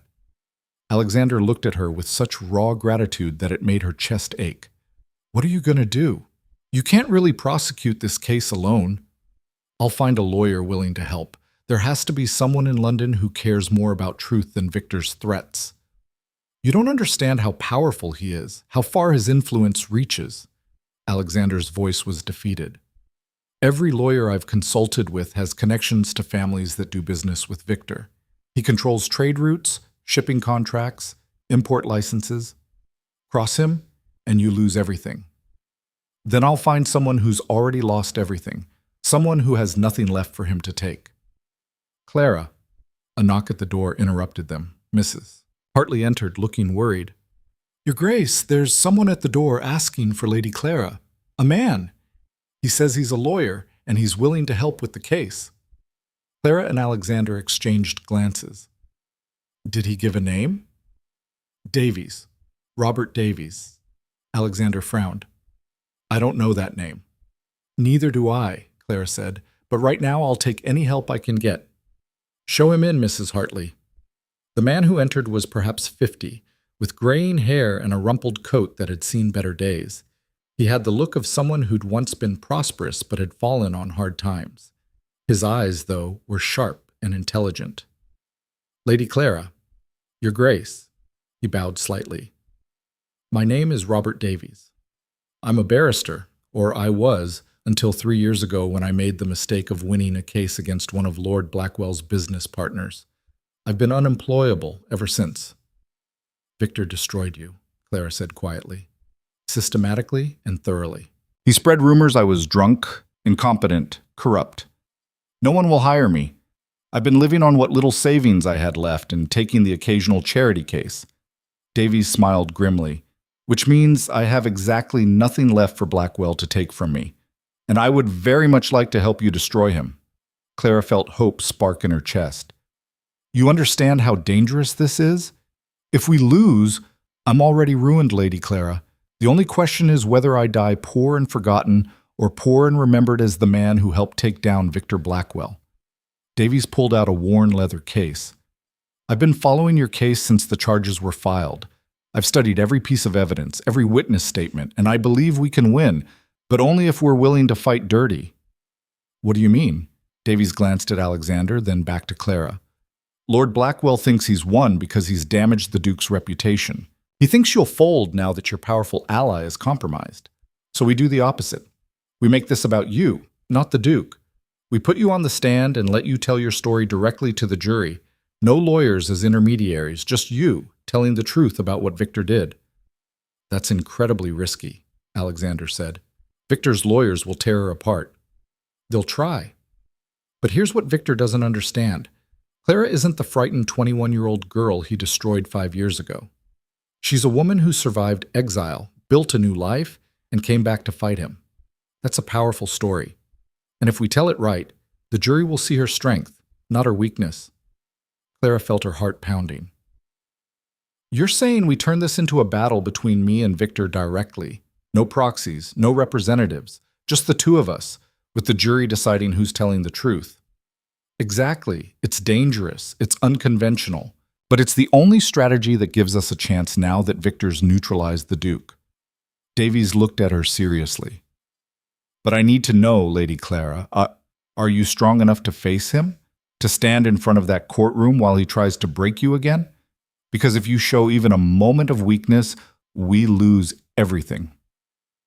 Clara thought about the cottage in Yorkshire, about 5 years of waking up every morning and choosing to survive, about learning to keep bees, to tend a garden, to build something from nothing. She thought about every time she'd wanted to give up and hadn't. I'm strong enough, she said. Davies smiled. Then we have a case. They spent the rest of the evening planning strategy.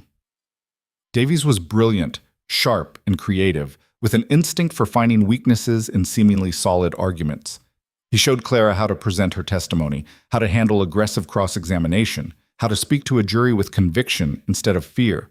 The key, he explained, is to never let them see you doubt yourself. Victor's entire defense relies on making you look unstable, dishonest, motivated by revenge rather than justice. So you have to be the opposite, calm, certain, focused on facts rather than emotions. Even when he's attacking me?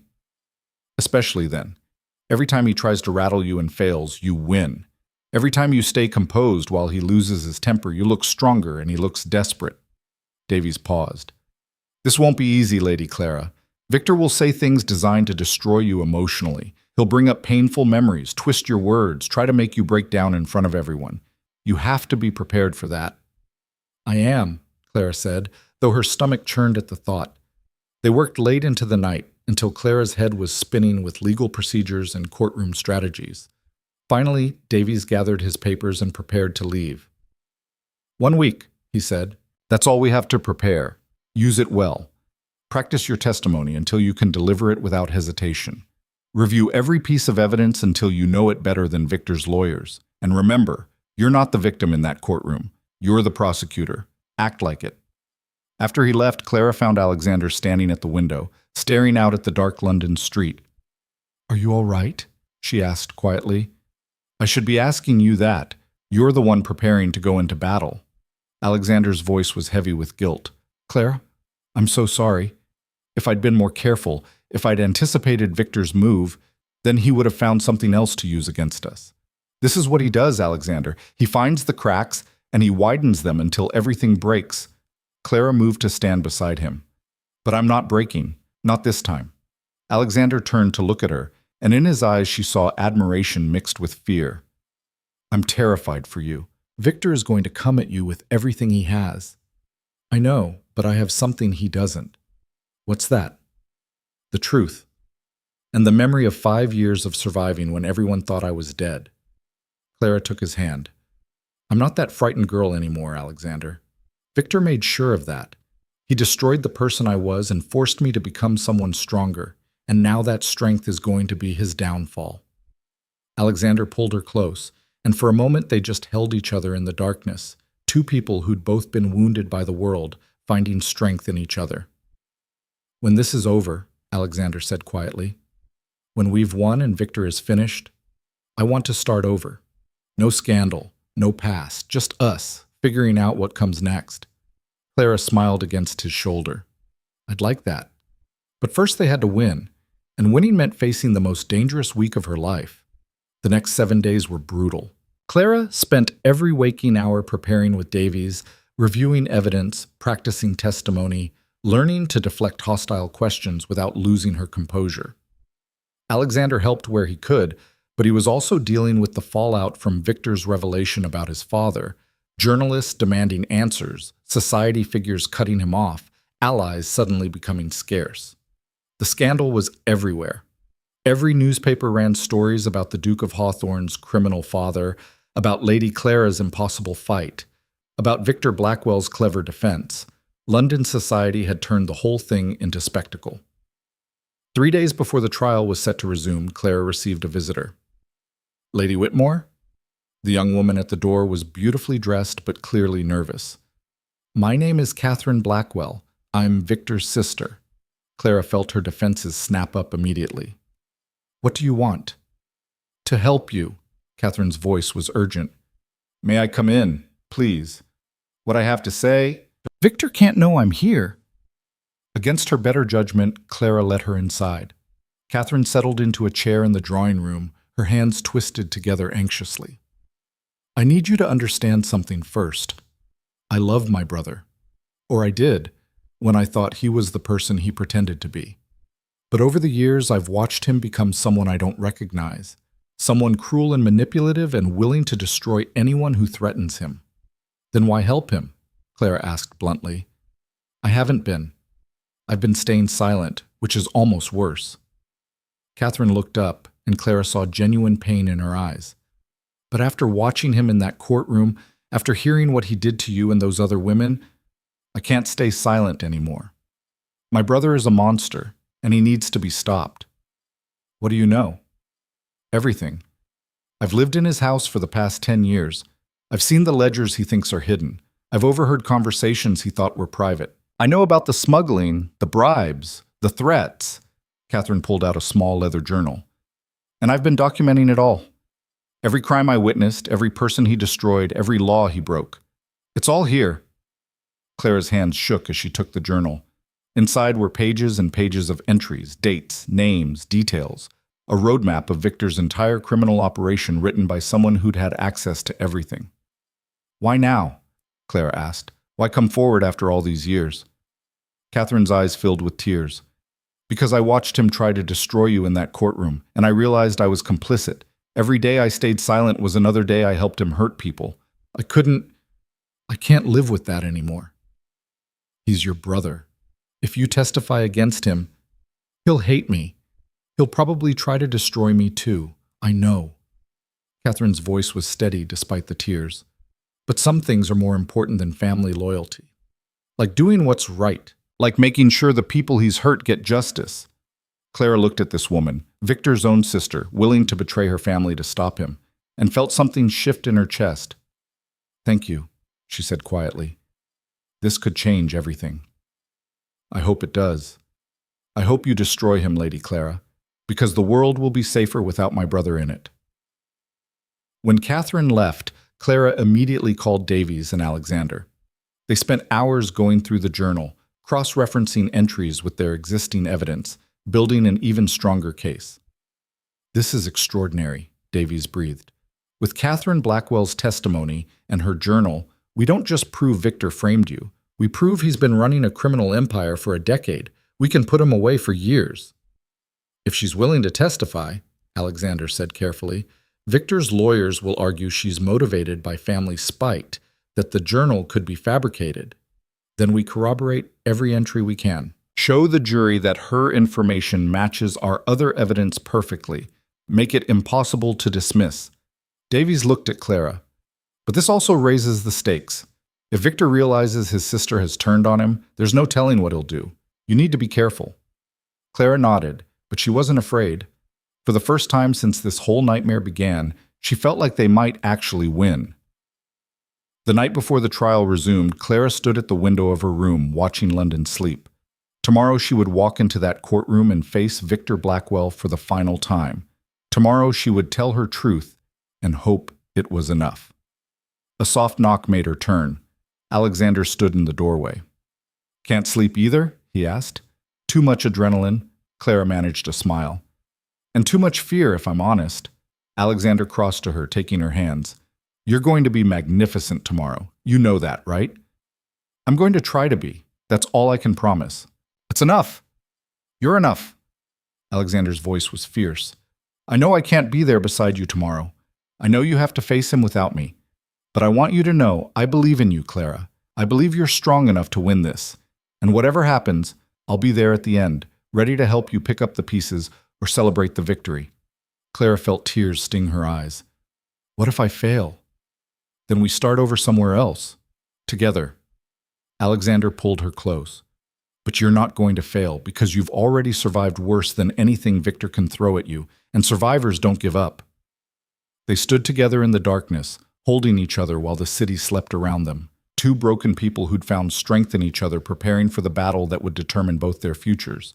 Tomorrow, Clara would walk into that courtroom. Tomorrow, she would face the man who destroyed her life. Tomorrow, she would finally get the chance to fight back. And heaven help Victor Blackwell, because Clara Whitmore was done running. The courtroom was even more packed than before. Clara walked through the doors at exactly 9 o'clock, Davies at her side, and felt the weight of hundreds of eyes turning toward her. The gallery was a sea of faces, some hostile, some curious, a few sympathetic. Reporters clutched their notebooks. Society women whispered behind their fans. Men in expensive suits watched with the cold calculation of people placing bets on a prize fight. Victor sat at the defense table surrounded by his lawyers, looking supremely confident. He met Clara's gaze as she passed and smiled that terrible smile that had haunted her nightmares. But this time, Clara smiled back. She'd spent 7 days preparing for this moment. 7 days learning to turn her fear into fuel, her pain into power. 7 days becoming someone Victor Blackwell didn't recognize. Judge Harrison entered, and the courtroom rose. When everyone was seated again, he looked directly at Clara with an expression she couldn't quite read. "Lady Clara Whitmore, are you prepared to proceed with your case?" Clara stood. "I am, Your Honor." "And you understand that you are doing so without the Duke of Hawthorne's official involvement, given the questions raised about potential bias?" "I understand. Mr. Davies will serve as my legal counsel, and I will present my own testimony." Harrison nodded. "Very well. Mr. Davies, you may begin." Davies stood, his rumpled coat somehow looking dignified in the formal courtroom. "Your Honor, members of the jury, what you are about to hear is a story of systematic corruption, deliberate cruelty, and calculated destruction. 5 years ago, Lady Clara Whitmore was destroyed by a scandal. Today we will prove that scandal was entirely fabricated by Lord Victor Blackwell to silence her after she discovered his crimes." He spoke for 20 minutes, laying out the case with precision. The smuggling operation, the bribed officials, the pattern of destroying anyone who threatened him. And finally, the conspiracy to frame Clara when she'd refused to marry a criminal. We will show you evidence, Davies concluded, documents, testimony, and most importantly, the words of Lord Blackwell's own sister, who will testify to years of criminal activity she personally witnessed. By the end of this trial, you will have no doubt that Lady Clara was innocent and that Lord Blackwell is guilty of crimes far worse than anyone imagined. When he sat down, Carmichael stood for the defense. My client, he said smoothly, is a respected peer of the realm with an impeccable reputation built over decades.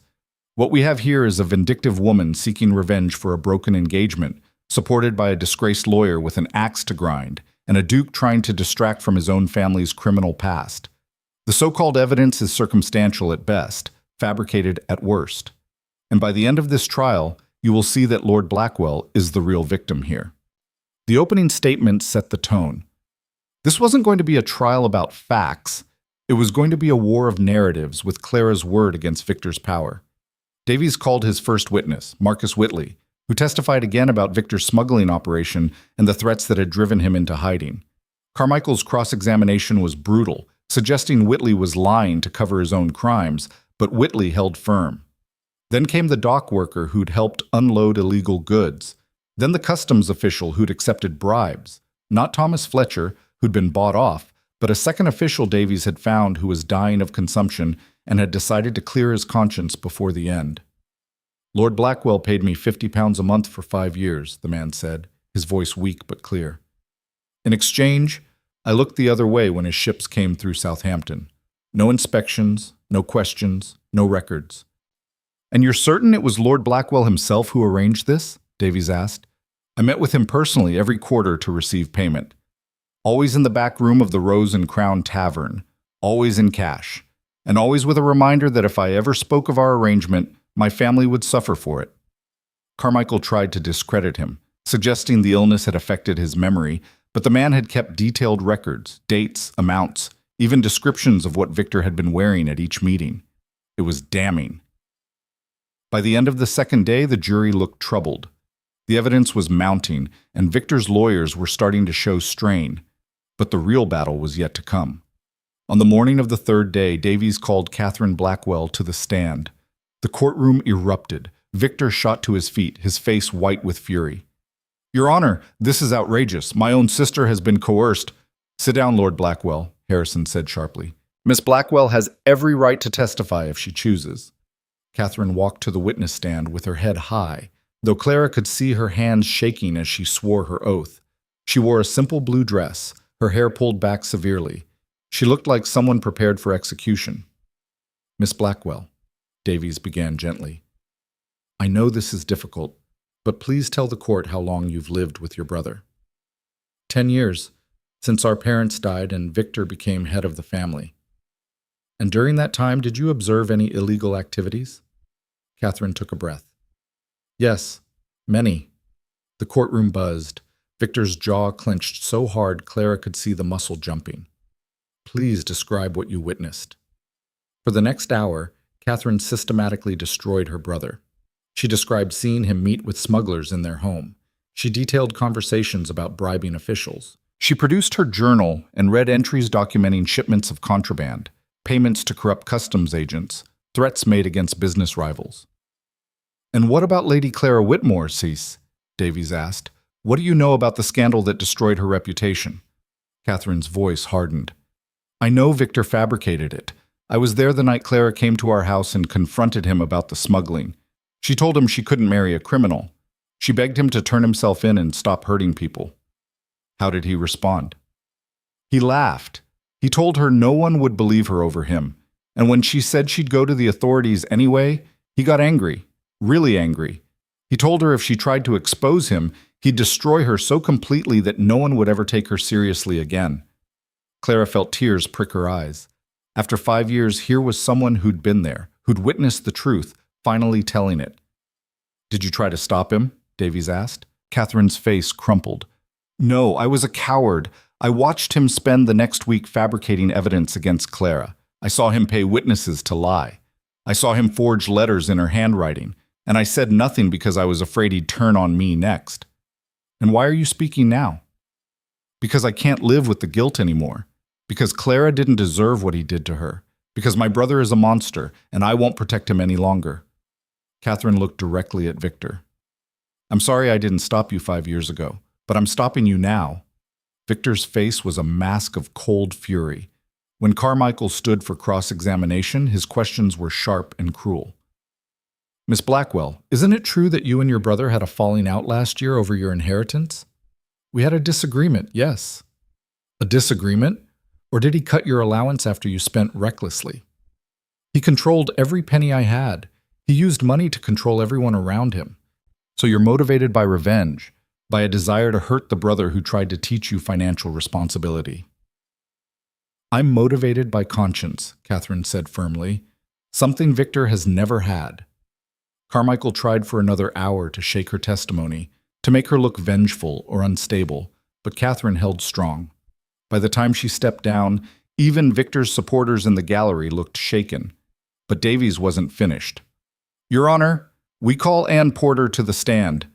Clara's former maid took the stand looking terrified but determined. She repeated her story about being bribed to lie, about the 50 pounds and the rehearsed testimony.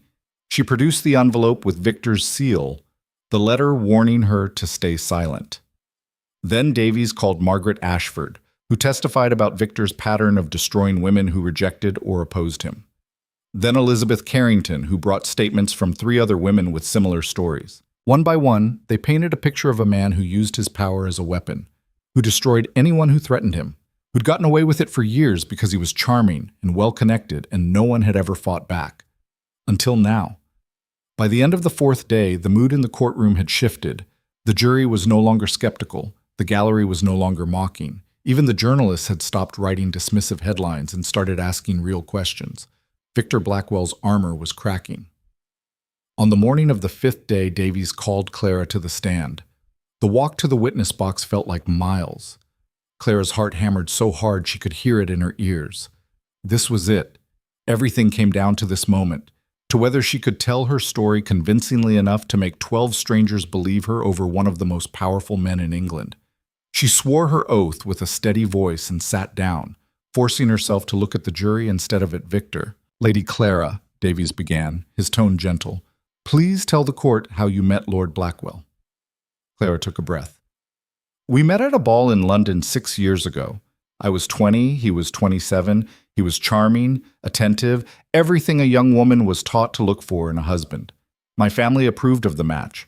Within 3 months we were engaged. When did you discover his criminal activities?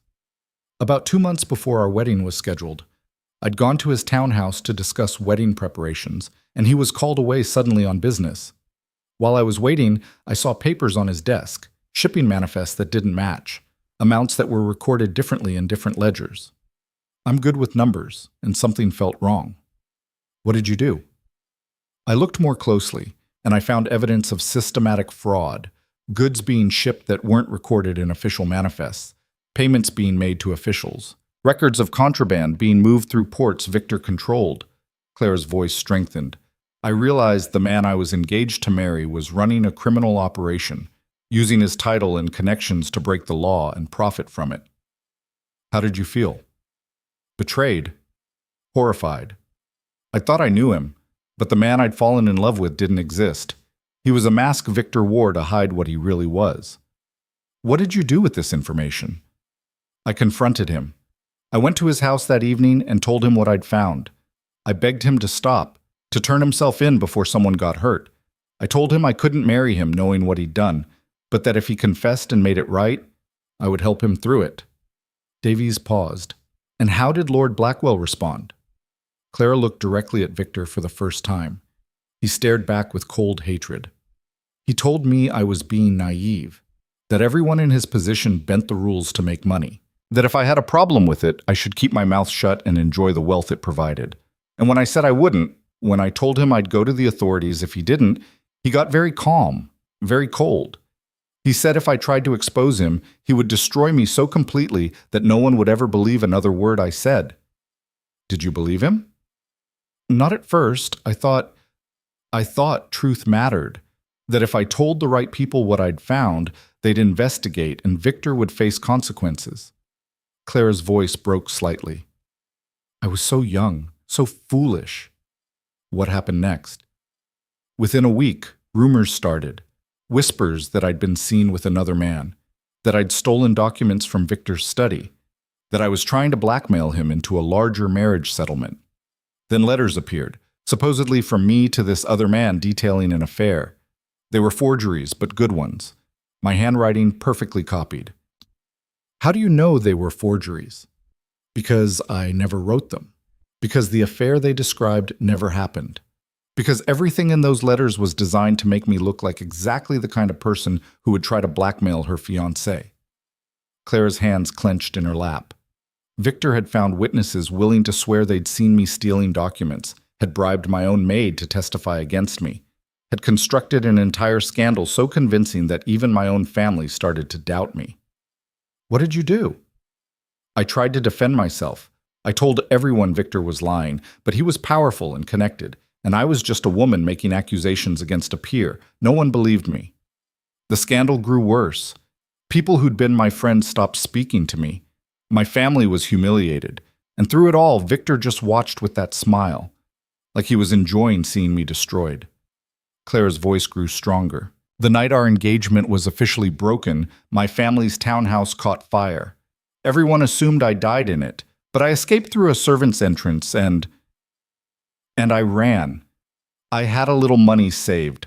I bought passage north, changed my name, and disappeared, because I believed Victor was right, that the truth didn't matter if no one would listen, that I was too small and powerless to fight back. And you stayed hidden for 5 years. Yes, I lived in a cottage in Yorkshire. I kept bees and sold honey at market. I spoke to almost no one. I built a life where the past couldn't reach me. Clara paused. Or so I thought. What changed? The Duke of Hawthorne found me. He told me he had proof I'd been innocent all along. And he asked me what I wanted, to stay hidden or to fight back. Clara looked at the jury. For 5 years I'd been running. For 5 years I'd let Victor's lies define who I was. I was tired of being afraid. So I chose to fight. Davies nodded. He's bowed. Lady Clara, I need to ask you something difficult. Why should this jury believe you? You've admitted you've been living under a false name. You disappeared for 5 years. Lord Blackwell's lawyers will argue you're lying about everything, that you're motivated by revenge. How do you respond to that? Clara stood up straighter. I respond by pointing to the evidence. To the shipping manifest that proved Victor was smuggling. To the customs officials who testify he bribed them. To his own sister, who witnessed his crimes for years. To the pattern of destroyed lives he's left behind. Her voice rang clear and strong. I'm not asking you to believe me because I'm sympathetic. I'm asking you to believe the evidence. And if you look at it honestly, all of it together, there's only one conclusion. Victor Blackwell is a criminal. He framed me to protect himself, and he's been getting away with it for 5 years because no one had the courage to stop him. She sat back down, her heart pounding. Davies gave her a small nod of approval. No further questions, Your Honor. Carmichael stood slowly like a predator preparing to strike. Lady Clara, he began, his voice dripping with false sympathy, you've told us quite a story. A tale of betrayal, persecution, survival, very dramatic. But let's talk about facts, shall we? I'd be happy to. You claim you discovered evidence of smuggling in Lord Blackwell's papers, but you never reported this to authorities at the time, did you? No, I confronted Victor privately first, because you wanted to blackmail him. You wanted a larger marriage settlement, and you thought threatening to expose him would get you one. That's not true. Isn't it? You were about to marry into one of the wealthiest families in England, but you wanted more. So you manufactured a story about finding criminal evidence, thinking you could extort my client. I didn't manufacture anything. The evidence was real. Evidence you claimed to have seen but conveniently didn't take with you when you ran away. How convenient. Davies stood. Objection. Counsel is badgering the witness. I'm testing her credibility, Your Honor, Carmichael said smoothly. Overruled. But get to your point, Mr. Carmichael. Carmichael turned back to Clara. Let's talk about the fire. The one where you supposedly escaped and everyone thought you'd died. Isn't it true that you started that fire yourself to fake your own death and avoid prosecution? Clara felt ice in her stomach. No, I didn't start it. Then who did? I don't know. It started in the middle of the night. I barely got out alive. How very fortunate. And how very convenient that it gave you the perfect opportunity to disappear. Carmichael's voice sharpened. Or perhaps you said it deliberately, knowing it would destroy evidence of your own crimes while giving you a chance to escape. I didn't set that fire. Clara's voice rose despite herself. I lost everything in it. My home, my belongings, my entire life. A life built on lies and blackmail, according to the evidence presented 5 years ago. Evidence Victor fabricated. So you say, but you have no proof of that, do you? Just your word against a respected peer's testimony. I have his sister's testimony, his victim's testimony. Documents showing his criminal activity, none of which proves he framed you specifically. It's entirely possible, Lady Clara, that you're a criminal yourself who discovered Lord Blackwell's activities and tried to use them for blackmail. And when that failed, you destroyed evidence and fled, then spent 5 years concocting this revenge plot with the help of a disgraced duke and a lawyer with a grudge. Clara felt panic rising. This was exactly what Davies had warned her about, Carmichael twisting everything, making her look guilty even as she told the truth. She took a breath and forced herself to stay calm. Mr. Carmichael, if I'm such a clever criminal, why would I come back? Why would I risk everything to bring charges against Victor when I could have stayed hidden forever? Carmichael smiled. Perhaps you ran out of money. Perhaps you saw an opportunity to extort Lord Blackwell one more time. Or perhaps you're simply vindictive enough to want to destroy the man who rejected you. He didn't reject me. I rejected him when I discovered he was a criminal. That's your version. His version is that you were caught stealing and attempted blackmail, and he broke the engagement to protect his family's reputation. Then why did he pay my former maid to lie about me? Why did he bribe witnesses? Why did his own sister testify that she watched him fabricate evidence?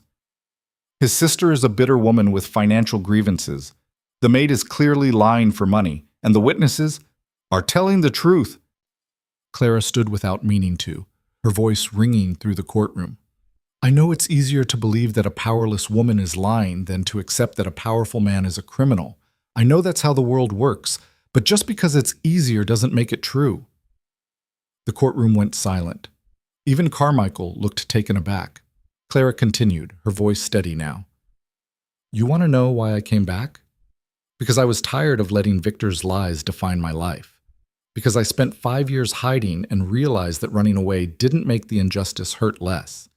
It just meant I was suffering alone. And because I hoped, I prayed, that somewhere in England there were still people who cared more about truth than about protecting the powerful. She looked at the jury. I'm not asking you to believe me because I'm sympathetic. I'm asking you to look at all the evidence and ask yourselves, is it really more likely that I'm a master criminal who manipulated Victor's own sister, multiple witnesses, and documentary evidence? Or is it more likely that Victor Blackwell used his power to destroy someone who threatened him and has been getting away with it because no one ever fought back before?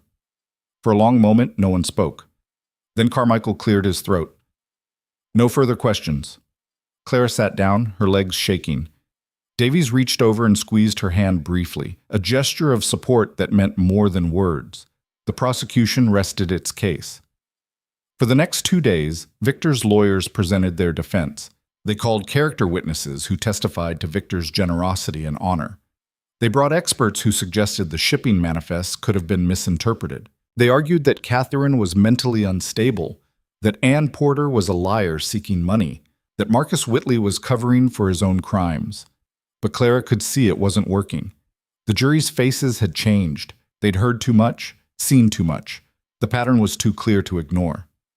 On the afternoon of the 7th day, Victor himself took the stand. He was polished, controlled, every inch the respectable nobleman. He denied everything with calm certainty. The smuggling was a misunderstanding. The bribes never happened. Clara had been a disturbed young woman obsessed with him, and when he'd refused to marry her after discovering her theft, she'd turned vengeful. I feel sorry for her, he said, his voice dripping with false sympathy. She clearly needs help, and dragging her through this trial, reopening old wounds, it's cruel. If the court would allow, I'd be willing to drop all counterclaims and arrange for her to receive medical care. I don't need medical care, Clara said loudly from her seat. I need you to stop lying. Judge Harrison banged his gavel. Lady Clara, you will have your chance during cross-examination. Lord Blackwell, continue. Victor smiled slightly. As I was saying, I bear Lady Clara no ill will. I hope she finds peace, even if that peace doesn't include accepting responsibility for her actions. Davies's cross-examination was surgical. Lord Blackwell, you claim you've never engaged in smuggling, yet we have shipping manifests with your signature showing discrepancies between official and actual cargo. Those could be clerical errors. Clerical errors that happened consistently for 5 years? That always resulted in underreporting taxable goods. I employ many people. I can't verify every detail personally. But you did personally meet with customs officials, didn't you? Officials who've testified you paid them to overlook irregularities. They're lying, probably hoping for money from Lady Clara's supporters. And your sister? Is she lying too? Victor's face hardened. My sister has issues. She's never forgiven me for exercising control over our family finances after our parents died. So everyone who testifies against you is either lying or mentally unwell. How convenient. I can't control what disturbed people say about me. Davies pulled out a document. Lord Blackwell, this is a letter written by you to Thomas Fletcher, the customs official who initially agreed to testify against you and then recanted. In it, you offer him £10,000 to change his story. Your seal. Your handwriting. How do you explain this? Victor barely glanced at it. That's a forgery. We have a handwriting expert prepared to testify it's authentic. Then your expert is wrong or corrupt. Just like every other person who contradicts you is wrong or corrupt. Apparently so. Victor's voice was ice cold. Or perhaps the simplest explanation is correct, that a bitter woman and her allies are conducting a vendetta against an innocent man. Davies tried for another hour, but Victor never broke. He was too practiced, too controlled. He had an answer for everything, a dismissal for every piece of evidence. But Clara noticed something. The jury wasn't watching Victor with sympathy. They were watching him with suspicion. His perfect composure wasn't convincing them. It was making them distrust him more. When the defense rested, Judge Harrison called for closing arguments. Carmichael went first, painting Clara as a vindictive woman seeking revenge, and Alexander as a compromised duke trying to distract from his own family's crimes. He argued the evidence was circumstantial, the witnesses unreliable. The entire case built on manipulation rather than truth. Then Davies stood. Members of the jury, he began, you've heard a week of testimony, documents, witnesses, stories of destroyed lives and systematic corruption, and now you have to decide, what's more likely? That all of these people, Lord Blackwell's own sister, multiple customs officials, several women from different parts of his life, dock workers, business partners, all independently decided to lie about the same man for no reason? Or that one powerful man used his position to commit crimes and destroy anyone who threatened to expose him? He paused, letting the question hang. Think about the pattern. Every time someone opposed Victor Blackwell, something terrible happened to them. Business partners lost everything. Women were disgraced. Officials were threatened. And if they had the audacity to speak up, they were systematically destroyed. Davies walked slowly in front of the jury box. Clara Whitmore discovered his crimes and refused to stay silent, so he framed her, made her look like a criminal, destroyed her so completely that she believed her only option was to disappear, and he thought he'd gotten away with it. But he made one mistake. He underestimated her strength. He thought that destroying her reputation would break her permanently. Instead, it forced her to become someone stronger, someone brave enough to come back and fight. Someone willing to stand in this courtroom and face the man who tried to erase her from existence. Davies's voice rose with passion. And that's what this case is really about. It's about whether powerful men can destroy innocent people without consequence. It's about whether the truth matters when it's spoken by someone without title or wealth. It's about whether we, as a society, are willing to hold the powerful accountable when they abuse their position. He turned to look at Victor. Lord Blackwell sat in that witness box and denied everything, calmly, perfectly, because he's had years of practice lying, years of getting away with it, Years of watching people believe him over his victims because it's easier to believe a charming nobleman than a desperate woman. But you've seen the evidence, you've heard the testimony, you know the truth, and now you have to decide, are you going to let him get away with it one more time? Or are you going to send a message that in England, justice isn't just for the powerless, it's for everyone? Davies returned to the table and sat down. The courtroom was absolutely silent. Judge Harrison gave the jury their instructions, explaining the charges and the burden of proof required. Then he dismissed them to deliberate. Clara watched them file out, 12 ordinary people who now held her entire future in their hands. "How long?" she whispered to Davies. Could be hours. Could be days. He glanced at her. "You did well, Lady Clara. Better than well. You were magnificent." Then why am I terrified? Because you're human, and because no matter how strong the evidence, juries are unpredictable. Davies paused. But I'll tell you what I saw in their faces. I saw people who believe you, who see through Blackwell's lies, who want to do the right thing. Want to and will are different things. They are. But we've given them every reason to convict. Now we just have to wait. The wait was agony. Clara sat in a private room with Alexander, who'd been watching from the gallery throughout the trial. He held her hand and told her she'd been brave, strong, everything he'd hoped for. But Clara could see the worry in his eyes. "What if they acquit him?" she asked quietly. "What if we did everything right and it still isn't enough? Then we start over, find another way. But Clara, I don't think that's going to happen. I watch those jurors, they believe you.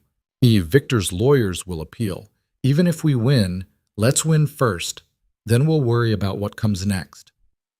They waited through the afternoon, through dinner that neither of them could eat, into the evening as London's gaslights flickered to life outside. At 8 o'clock, a clerk knocked on the door. "The jury has reached a verdict." Clara's heart stopped, then started again, beating so hard it hurt. They filed back into the courtroom, which had somehow filled up again despite the late hour. The jury took their seats, their faces unreadable. Judge Harrison looked at the foreman. "Has the jury reached a verdict?" "We have, Your Honor." "On the charge of criminal conspiracy to commit fraud, how do you find the defendant?" The foreman stood. The courtroom held its breath. "Guilty." The word detonated like a bomb. The gallery erupted, gasps, shouts, the sound of reporters rushing for the exits. Clara felt the room spin around her. "On the charge of witness tampering? Guilty. On the charge of perjury? Guilty. And on the charge of conspiracy to destroy Lady Clara Whitmore's reputation through false accusation?" The foreman looked directly at Clara. "Guilty, Your Honor." Clara's legs gave out. She sank into her chair as the courtroom exploded into chaos around her. Alexander was suddenly there, his arms around her, and she realized she was crying. Judge Harrison banged his gavel repeatedly. "Order! Order in this court!" When the room finally quieted, he looked at Victor with an expression of cold disgust. "Lord Victor Blackwell, a jury of your peers has found you guilty of multiple serious crimes. You have abused your position, destroyed innocent lives, and corrupted the very system meant to ensure justice. You are hereby remanded to custody pending sentencing. Bailiff, take him away." For the first time, Victor's composure cracked completely. "This is a farce. Those people are fools manipulated by a lying—" "Take him away," Harrison repeated. Guards moved forward. Victor struggled briefly, his face contorted with rage as they put him in irons. As they led him past Clara's table, he stopped and looked at her with pure hatred. "This isn't over," he hissed. "You think you've won, but I'll appeal. I'll find a way to—" "You've lost, Victor," Clara said quietly. "Accept it." He lunged toward her, but the guards held him back.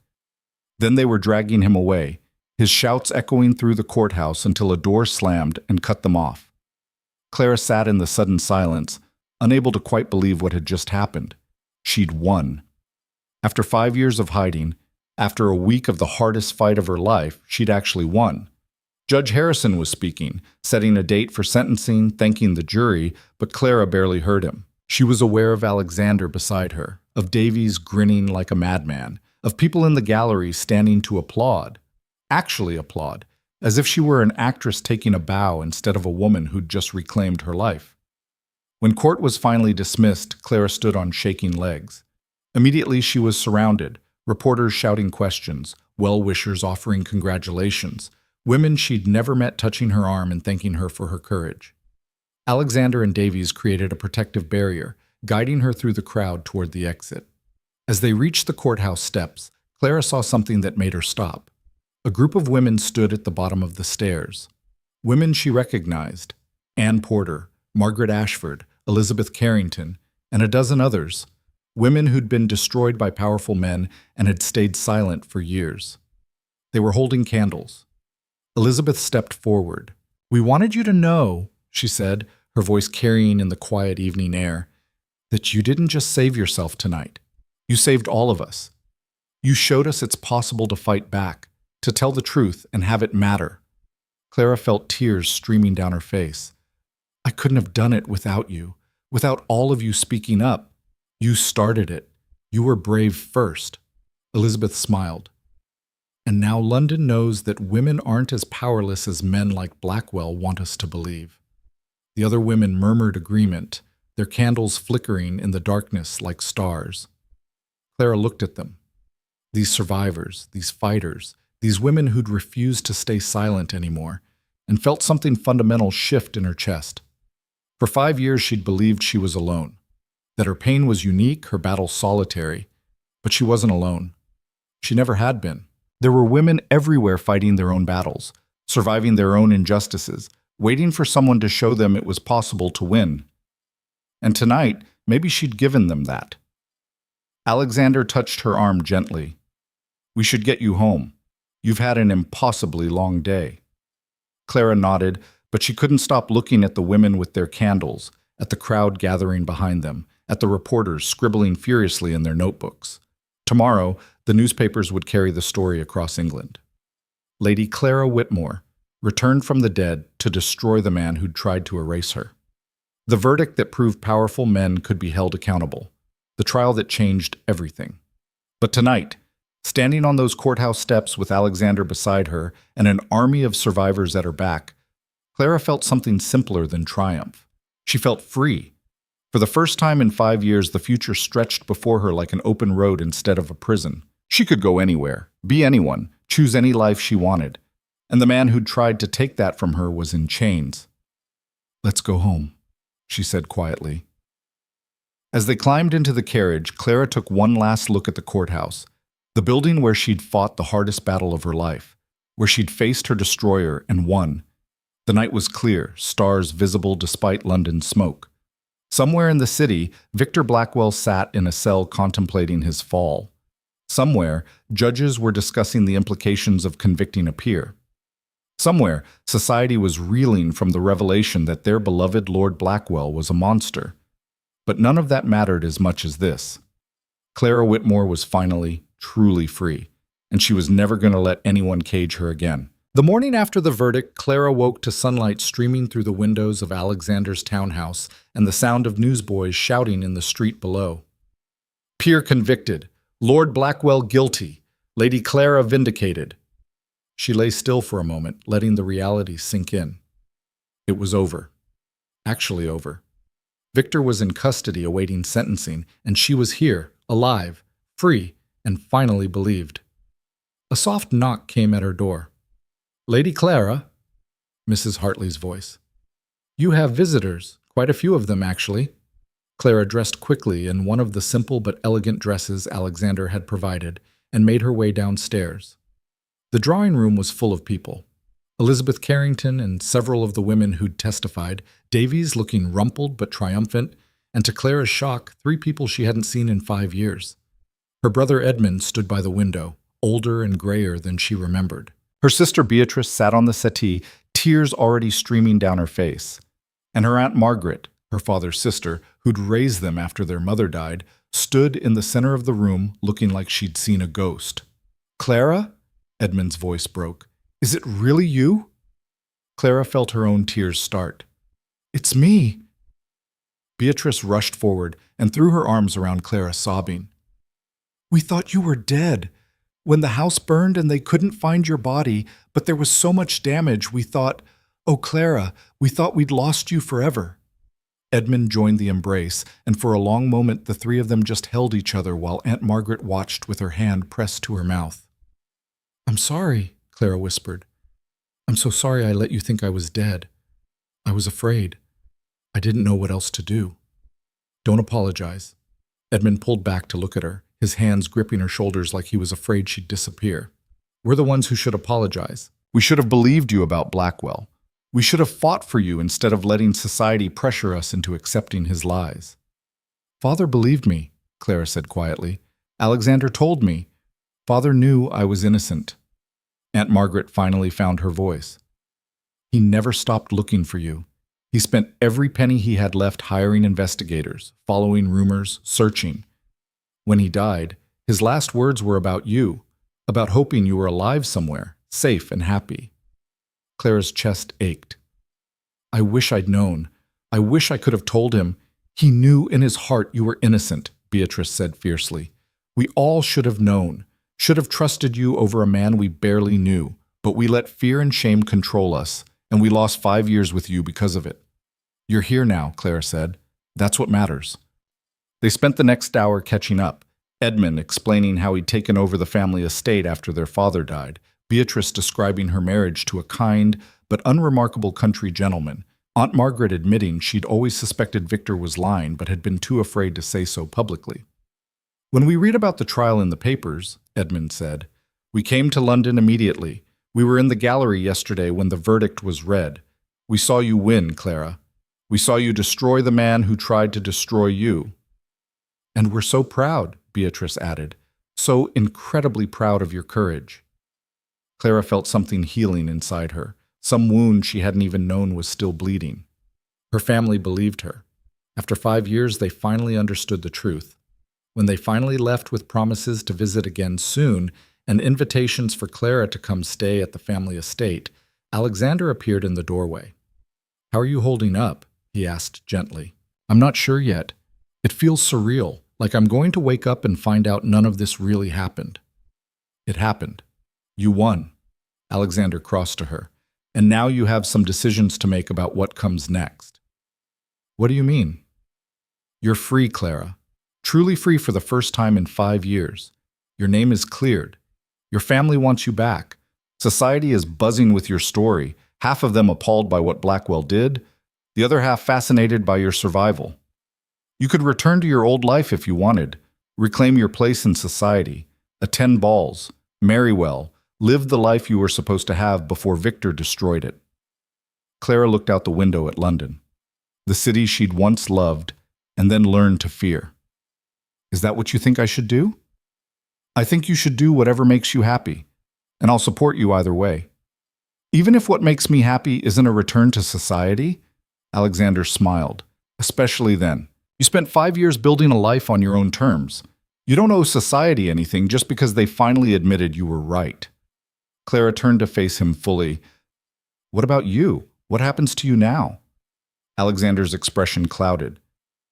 "That's more complicated. Victor's revelation about my father, whether it's true or fabricated, the damage is done. There are already calls for investigations into the Hawthorne estate, questions about where my family's wealth came from. I may have helped convict a criminal, but I've also become a scandal myself." "I'm sorry. This is my fault." "It's not. It's Victor's fault. And whoever my father was, whatever he did, I can't change it now. I can only decide what kind of man I want to be going forward." He took her hands. "And I've decided I want to be someone who uses his position to actually help people instead of just maintaining power. Someone who fights for justice, even when it's inconvenient." "That sounds like the Alexander I know." "The one you've made me want to be, you mean?" His voice softened. "Clara, I meant what I said before the trial. When this was over, I wanted to court you properly, to see if what's between us could become something real and lasting. But I need you to know, if you choose to be with me, you're choosing complications.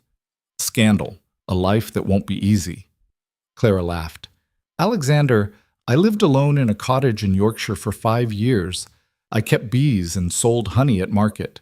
I built a life from nothing because I had no other choice. Do you really think I'm afraid of complications?" "When you put it that way. Besides, easy isn't what I want. I want something real, something honest, something built on truth instead of lies. She stepped closer. And I want to build it with you, if you'll have me. Alexander pulled her into his arms and kissed her, properly this time, without the weight of a trial hanging over them, without fear that it might be their last chance. When they finally broke apart, he was smiling. I'll have you, on one condition. What's that? We take things slowly. Give you time to figure out who you are now that you're not running or hiding or fighting. Let you decide what you actually want instead of just reacting to circumstances. Clara nodded. I can agree to that. Though I should warn you, I already know I want to do something with my freedom. Something that matters. Like what? I don't know yet, but yesterday, standing on those courthouse steps, seeing all those women who came to support me, I realized I'm not the only one who's been destroyed by a powerful man and had nowhere to turn. There are women all over England trapped in situations they can't escape, facing injustices they can't fight. And maybe, now that I have my name back and my reputation restored, I could help them. Alexander's eyes lit up. That's brilliant. What are you thinking? Some kind of legal aid organization? Maybe. Or a refuge for women fleeing abuse? Or a fund to help women who've been disgraced fight back against false accusations? Clara felt excitement building. I have money now. My inheritance from my father, which Edmund says has been held in trust waiting for me. I could use it to create something that actually changes lives. We could create it together, Alexander said. I have resources too, and connections, and a strong desire to use my position for something meaningful instead of just attending pointless social events. Clara smiled. Partners then? In everything. 2 weeks later, Victor Blackwell's sentencing hearing drew an even larger crowd than the trial. Judge Harrison looked older and more severe than ever as Victor was brought into the courtroom in chains. The once proud lord looked haggard, his face drawn and his eyes hollow. Prison had not been kind to him. Lord Victor Blackwell, Harrison began, his voice heavy with disgust.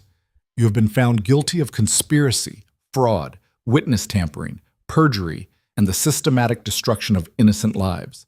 In my 30 years on the bench, I have never encountered a defendant who so thoroughly abused his position and privilege. Victor stared straight ahead, his jaw clenched. Harrison continued. You used your wealth and connections not to serve your country or help your community, but to enrich yourself through criminal enterprise and destroy anyone who threatened to expose you. You corrupted officials, suborned witnesses, and weaponized the legal system against those who trusted you. Most egregiously, you deliberately destroyed a young woman's life and reputation because she had the courage to stand up to you. He paused, letting the words sink in. The prosecution has requested the maximum sentence. The defense has pleaded for leniency, citing your contributions to society and your previously spotless reputation. But that reputation was built on lies, Lord Blackwell, and the contributions you made were funded by criminal activity. Harrison looked directly at Victor. Do you have anything to say before I pass sentence? For a moment, Victor was silent. Then he stood, his chains rattling. I have nothing to say to this court. You've already decided I'm guilty based on the lies of bitter women and corrupt witnesses. History will vindicate me. It will show that I was destroyed by a conspiracy, not condemned for crimes. History, Harrison said coldly, will remember you as a cautionary tale about what happens when power corrupts absolutely. It is the sentence of this court that you be imprisoned for 20 years, with no possibility of parole for the first 10. Your title is forfeit. Your estate will be seized and liquidated, with proceeds going to compensate your victims. And you are hereby stripped of all honors and privileges associated with your former position. The courtroom erupted. Victor went pale, swaying on his feet. 20 years? He whispered. You can't. I'm a peer of the realm. You were a peer. Now you're a convicted criminal. And you will spend the next 2 decades contemplating the lives you destroyed. Harrison banged his gavel. Take him away! As the guards dragged Victor toward the door, he suddenly broke free and lunged toward Clara's seat in the gallery. This is your fault, he screamed. You destroyed me. You... The guards tackled him before he could reach her. In the struggle, something fell from Victor's pocket. A small folded paper. A guard picked it up and handed it to Harrison, who unfolded it and frowned. This appears to be a letter, Harrison said slowly. addressed to various newspapers, threatening to release damaging information about Lady Clara and the Duke of Hawthorne unless... He looked up sharply. Lord Blackwell, were you planning to continue your campaign of destruction even from prison? Victor's face was twisted with hatred. She doesn't deserve to be free while I rot in a cell. She's a liar, a manipulator. She's a survivor who had the courage to face you in court and win, something you clearly still can't accept. Harrison's voice was ice. This letter will be entered into evidence as proof of continued malicious intent, and I'm adding 5 years to your sentence for attempting to obstruct justice even after conviction. No, you can't. 25 years, Lord Blackwell, and if you make one more outburst, I'll make it 30. Victor's mouth snapped shut. The guards hauled him to his feet and dragged him from the courtroom, his eyes locked on Clara with pure venom until the door closed between them. Clara sat very still, processing what had just happened. 25 years. Victor would be nearly 60 when he was released, his life destroyed the way he'd tried to destroy hers. She waited to feel triumph or satisfaction or vindication. Instead, she just felt tired. It's over, Alexander said quietly, beside her. Really over this time. Is it? He'll appeal. His lawyers will find technicalities. Let them try. You've won, Clara. The verdict stands. The sentence stands. And Victor Blackwell is going to spend the next 25 years paying for what he did. Alexander took her hand. You can let it go now. You can move forward. Clara nodded slowly. He was right. The battle was finished. The war was won. And she had the rest of her life to figure out what came next. 3 months later, Clara stood in front of a newly renovated townhouse in a respectable but not fashionable part of London. The building had been a rundown boarding house when she and Alexander found it. Now it was something entirely different. A brass plaque beside the door read, "The Whitmore Haven, Refuge and Legal Aid for Women." "What do you think?" Alexander asked, coming to stand beside her. "I think it's perfect." They'd spent the past months planning this, creating a place where women fleeing abuse, facing false accusations, or trapped in unjust situations could find help. Legal aid from lawyers like Davies, who believed in justice over profit. Temporary housing for those who had nowhere safe to go. Connections to employment for those who needed to support themselves. And most importantly, a community of survivors who understood what it meant to fight back. Elizabeth Carrington had agreed to help run it. Catherine Blackwell, disowned by the rest of her family for testifying against Victor, had volunteered to manage the legal documentation. Ann Porter worked as a counselor, helping new arrivals adjust. And a dozen other women who'd been helped by Clara's testimony had joined the cause. The official opening was tomorrow.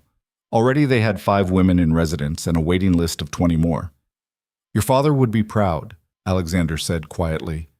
He spent years trying to clear your name, but you've done more than that. You've created something that will help hundreds of women, maybe thousands, over time. Clara felt tears prick her eyes. I just wish he could have lived to see it, to know that his faith in me wasn't misplaced. He knew, I'm certain of it. Alexander squeezed her hand, and he'd be proud of the woman you've become. Not the society lady you were supposed to be, but the survivor you chose to become. Clara looked up at the building, her mission, her purpose. 5 years ago, she'd lost everything. But in losing it, she'd found something more valuable. The strength to survive on her own, the courage to fight back, and the determination to use her second chance to help others. Are you ready for tomorrow? Alexander asked. Half of London society is planning to attend, including some people who condemned you 5 years ago. Let them come. Let them see what their judgment created. Clara smiled. And maybe some of them will learn something. The opening ceremony was everything Clara had hoped for, and more. The townhouse was packed with people, society ladies curious about the scandal-turned philanthropist, journalists covering the story of Lady Clara's remarkable transformation, and women seeking help who'd heard about the refuge and wanted to see if it was real. Clara stood at the front of the main hall, a large room that had been converted into a meeting space, and looked out at the assembled crowd. She saw her family, Edmund, Beatrice, and Aunt Margaret in the front row, beaming with pride. She saw the women who'd testified at Victor's trial, each of them now volunteers at the Haven, She saw Davies looking almost respectable in a new coat, and she saw Alexander standing off to the side, watching her with such pride and love that it made her heart ache. "Thank you all for coming," Clara began, her voice steady and clear. "5 years ago, I was destroyed by a scandal. My reputation was ruined, my family name disgraced, and I was forced to flee London and hide in the countryside. For a long time, I believed that was the end of my story, that I would spend the rest of my life in exile, forgotten and alone." She paused, looking around at the faces watching her. "But I was wrong. That wasn't the end. It was a new beginning, because in losing everything, I learned something valuable. I learned that I was stronger than I thought, that I could survive without title or wealth or social standing, that I could build a life with my own hands and live on my own terms." Clara's voice grew stronger.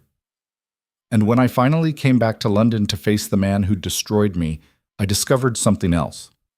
I wasn't alone. There were women everywhere who'd faced similar injustices, who'd been destroyed by powerful men and had no way to fight back, who needed someone to show them that fighting back was possible." She gestured to the women around her. "This haven exists because of them, because of every woman who found the courage to tell her truth, even when society didn't want to hear it, because of every survivor who refused to stay silent, because of every person who believed that justice should be for everyone, not just the powerful." Clara looked directly at some of the society ladies who'd shunned her 5 years ago. "I'm not interested in revenge against those who wronged me. I'm interested in making sure it doesn't happen to anyone else. This refuge will provide legal help for women facing false accusations, shelter for those fleeing dangerous situations, employment assistance for those who need to support themselves, and most importantly, a community of people who understand that survival isn't weakness, it's strength." She took a breath. "So I invite all of you, whether you're here out of curiosity, guilt, or genuine desire to help, to be part of this. Donate if you can, volunteer if you're willing, and if you're someone who needs help, know that this place exists for you. No judgment, no conditions, just support from people who understand."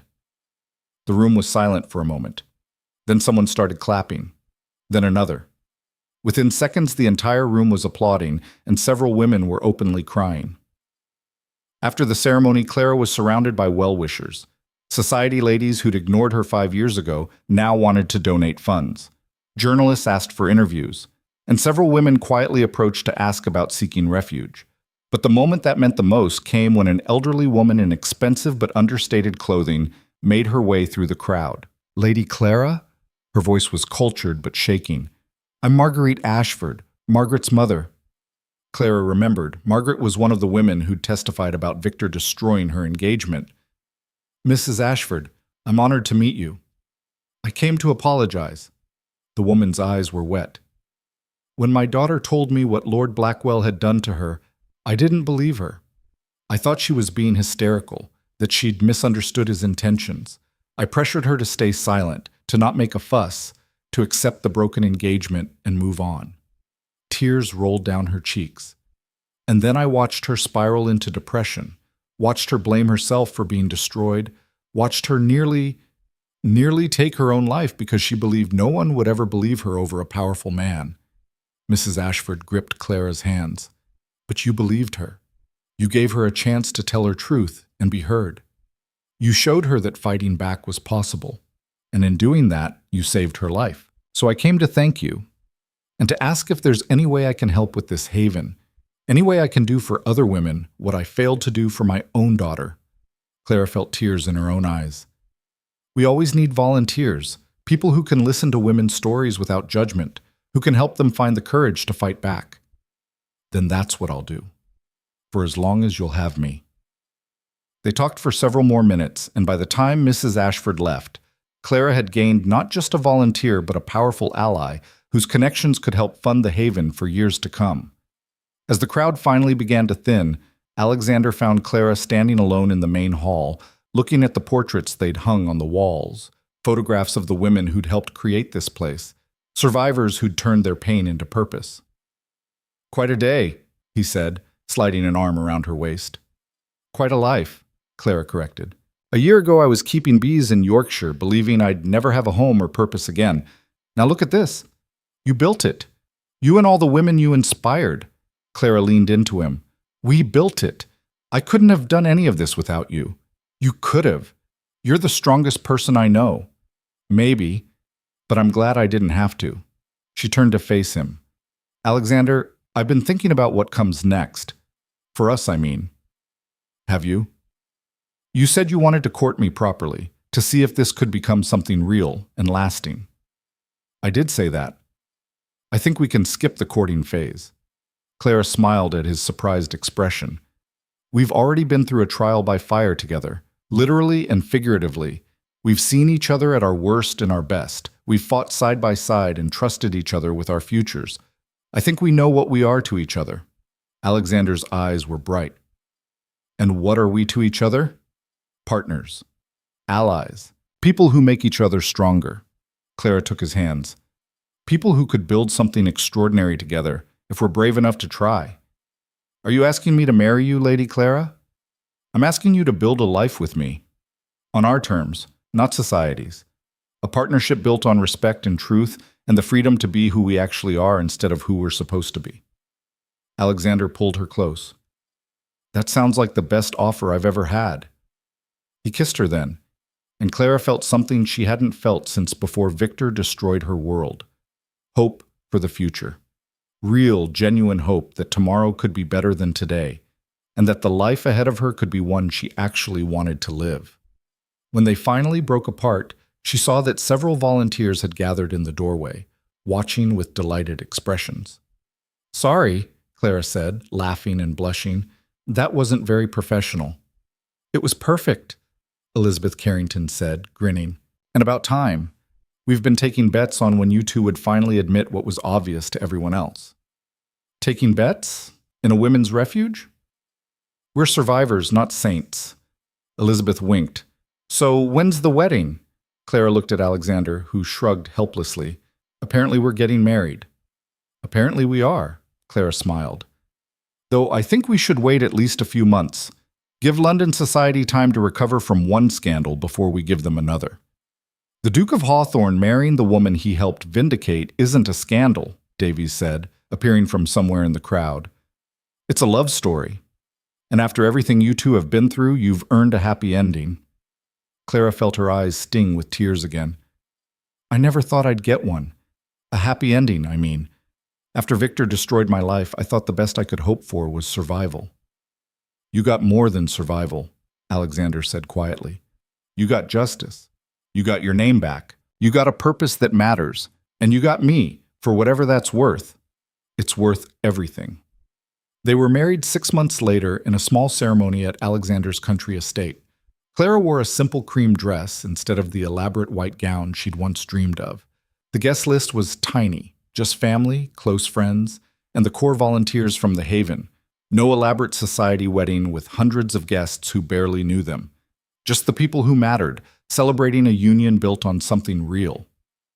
Edmund walked Clara down the aisle, tears streaming down his face. Beatrice served as her attendant, glowing with happiness. And Alexander waited at the altar, looking like a man who couldn't quite believe his fortune. The ceremony was brief but meaningful. They exchanged vows they'd written themselves, promises of partnership, respect, and freedom. Promises to build a life together that honored who they really were, not who society expected them to be. When the officiant finally pronounced them married, Alexander kissed Clara like she was the most precious thing in the world. I love you, he whispered against her lips. My fierce, brilliant, impossible wife. I love you too, Clara whispered back. My stubborn, idealistic, wonderful husband. The celebration afterward was joyful and intimate. They danced in Alexander's great hall while musicians played. They ate a simple but delicious meal prepared by the estate's cook. And they laughed with friends who'd stood by them through the darkest times.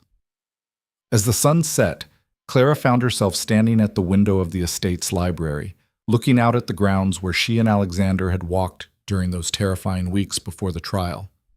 Thinking about the past? Alexander asked, joining her. Thinking about how far we've come. Clara leaned into him. A year and a half ago, I was living in that cottage in Yorkshire, believing I'd spend the rest of my life hiding. Now I'm married to a duke, running a refuge that's helped over 50 women and planning to expand to 3 more cities. You've accomplished more in a year than most people do in a lifetime. We've accomplished it. This is our work, Alexander, our mission. He kissed her temple. What do you want to do next? Now that the haven is established and we're married and Victor is rotting in prison, what's left on Lady Clara Hawthorne's agenda? Clara smiled at hearing her new name. I want to visit the cottage, the one in Yorkshire where I hid. Alexander pulled back to look at her in surprise. Really? Why? Because it saved my life, because that's where I learned I was strong enough to survive anything, because I want to see it again now that I'm free, and remember what it felt like to build something from nothing. Then we'll go, whenever you want. After the honeymoon? After the honeymoon, Alexander agreed. Which, by the way, is going to be spent somewhere warm and peaceful, where no one knows who we are and we can just be ourselves for a few weeks. That sounds perfect. They stood together as the last light faded from the sky, 2 people who'd been broken and had found each other in the wreckage. 2 people who'd turned pain into purpose and survival into something beautiful. Clara thought about Victor, locked in his prison cell, probably still convinced he was the victim of some grand conspiracy. She thought about the women at the haven, slowly rebuilding their lives after their own destructions. She thought about her father, who'd never stopped believing in her, and about the 5 years she'd spent in hiding, believing she'd lost everything. And she realized something profound. Those 5 years hadn't been loss. They'd been transformation. She'd lost the woman she was supposed to be, the society lady who would have married well and lived a comfortable, conventional life. But in losing that, she'd found someone stronger, someone who knew what it meant to survive on her own, someone who could look at injustice and fight back instead of accepting it. Victor had tried to destroy her. Instead, he'd forged her into something he could never break. What are you thinking? Alexander asked softly. That I'm glad it happened. The trial? All of it. The scandal, the exile, the 5 years of hiding, even the fight to clear my name. Clara looked up at him. Because if none of that had happened, I'd be someone else right now. Someone weaker. Someone who'd never have found her purpose or her strength. Someone who'd never have met you. I'm not sure I'd call that a blessing. You suffered terribly. I did. But suffering taught me something important. I'm stronger than any man who tries to break me. And I can use that strength to help other women discover their own. Clara smiled. So yes, I'm glad it happened, because the woman I am now is someone I actually like, someone I'm proud to be. Alexander pulled her close. I'm proud of you too, every day. They stayed at the window until full dark, then joined their guests for more dancing and celebration. And later, when everyone had finally left or retired to guest rooms, Clara and Alexander climbed the stairs to their room as husband and wife. Clara paused at the threshold, looking back at the estate spread out below. This beautiful place that was now her home, so different from the tiny cottage where she'd hidden, yet somehow connected to it. Both were refuges. Both were places where she'd learned to be herself. Ready? Alexander asked, offering his hand. Clara took it without hesitation. For anything, as long as we face it together. They crossed the threshold into their future, a future that looked nothing like the one Clara had once imagined, but was somehow better for it. A future built on truth instead of lies, strength instead of submission, partnership instead of control. A future she'd fought for, earned, and would defend with everything she had. Because Clara Whitmore Hawthorne was done running, done hiding, done letting anyone tell her who she was supposed to be. She was a survivor, a fighter, a woman who'd gone into exile and come back stronger, a woman who'd faced her destroyer in court and won. A woman who'd turned her darkest moments into a mission that was changing lives across England. And most importantly, she was free. Truly, completely, finally free. And nothing and no one would ever cage her again. 10 years later, Clara stood in the garden of that same Yorkshire cottage, watching her children play among the beehives. They came here every summer, she and Alexander and their 3 kids, along with whatever volunteers from the haven needed a break from the city. The cottage had been expanded slightly, made more comfortable, but it still retained the simple, honest character that had first drawn Clara to it. The Whitmore Haven had grown beyond her wildest dreams. 7 locations across England now, helping hundreds of women every year. They'd influenced legislation protecting women's rights. They'd helped prosecute dozens of abusers. They'd created a network of safe houses and legal resources that had fundamentally changed how society dealt with violence and injustice against women. Clara's story had become famous. Books had been written about the woman who disappeared and returned to destroy her destroyer. Plays had been staged, songs sung. She'd become a symbol of resistance, of survival, of refusing to accept the role society tried to force on her. But here, in this garden with bees humming and children laughing, she was just Clara, just a woman who'd once been broken and had learned to rebuild herself. "Mama!" Her youngest daughter ran up, holding something cupped in her small hands. "Look what I found!" Clara bent down to see a butterfly resting in the child's palms, its wings slowly opening and closing. "It's beautiful, sweetheart, but you should let it go now. Butterflies need to be free." The girl opened her hands carefully, and they both watched as the butterfly lifted into the air and flew away. "Why do they need to be free?" the girl asked. Clara thought about that question, about freedom and captivity, about the years she'd spent caged by fear and lies, about the moment she'd finally broken free. "Because," she said gently, "being free is what they were meant for. And when we try to keep something caged that's meant to fly, we break something important inside it, something it needs to truly live." The girl nodded solemnly, then ran back to join her siblings. Alexander appeared from the cottage carrying a pitcher of lemonade. Philosophical discussions with a 6-year-old? Just explaining why freedom matters. Clara took the glass he offered. "She'll understand someday. They all will. They already understand more than you think.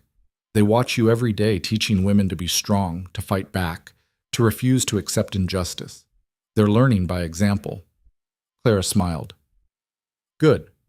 I want them to grow up knowing they're not powerless, that they can change the world if they're brave enough to try." They sat in comfortable silence, watching the children play while the bees worked their hives and the Yorkshire hills rolled away into the distance. This place that had once been Clara's prison had become her sanctuary, her reminder of who she'd been and who she'd become. "Do you ever regret it?" Alexander asked quietly. "Coming back to London? Fighting Victor? All of it?" Clara thought about the question seriously. Then she shook her head. "Not for a second. Yes, it was hard. Terrifying sometimes. But it was also necessary. If I'd stayed hidden, I'd have survived, but I wouldn't have truly lived.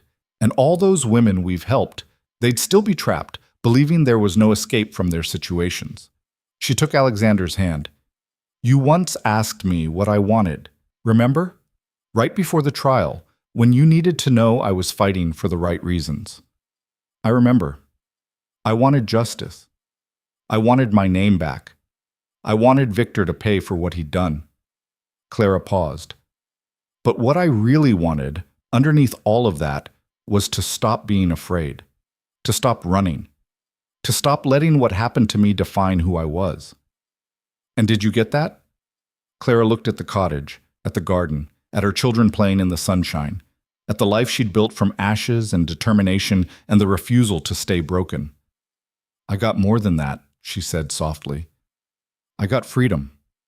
Real freedom. The kind that comes from knowing you've faced your worst fear and survived. The kind that lets you wake up every morning and choose who you want to be instead of accepting what others decide for you." She looked at Alexander. "I got you. I got our children. I got a mission that matters and work that changes lives. I got to become someone I'm actually proud of instead of just someone society approved of. So no regrets?"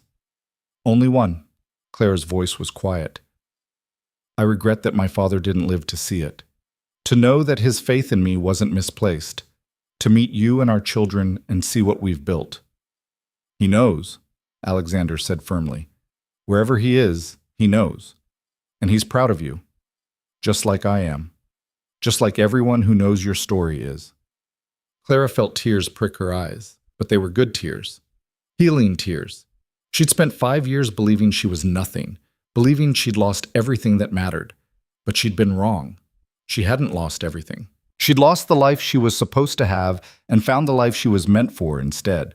And standing here in the garden where she'd once hidden from the world, surrounded by the people she loved most, doing work that actually mattered, Clara Whitmore Hawthorne realized something profound. She wasn't the woman who'd disappeared. She was the woman who'd chosen to come back. And that choice, that single act of courage in the face of overwhelming fear, had changed everything. Not just for her. For every woman who'd watched her fight and learned that fighting back was possible. For every survivor who'd found refuge in the haven and discovered they were stronger than they believed.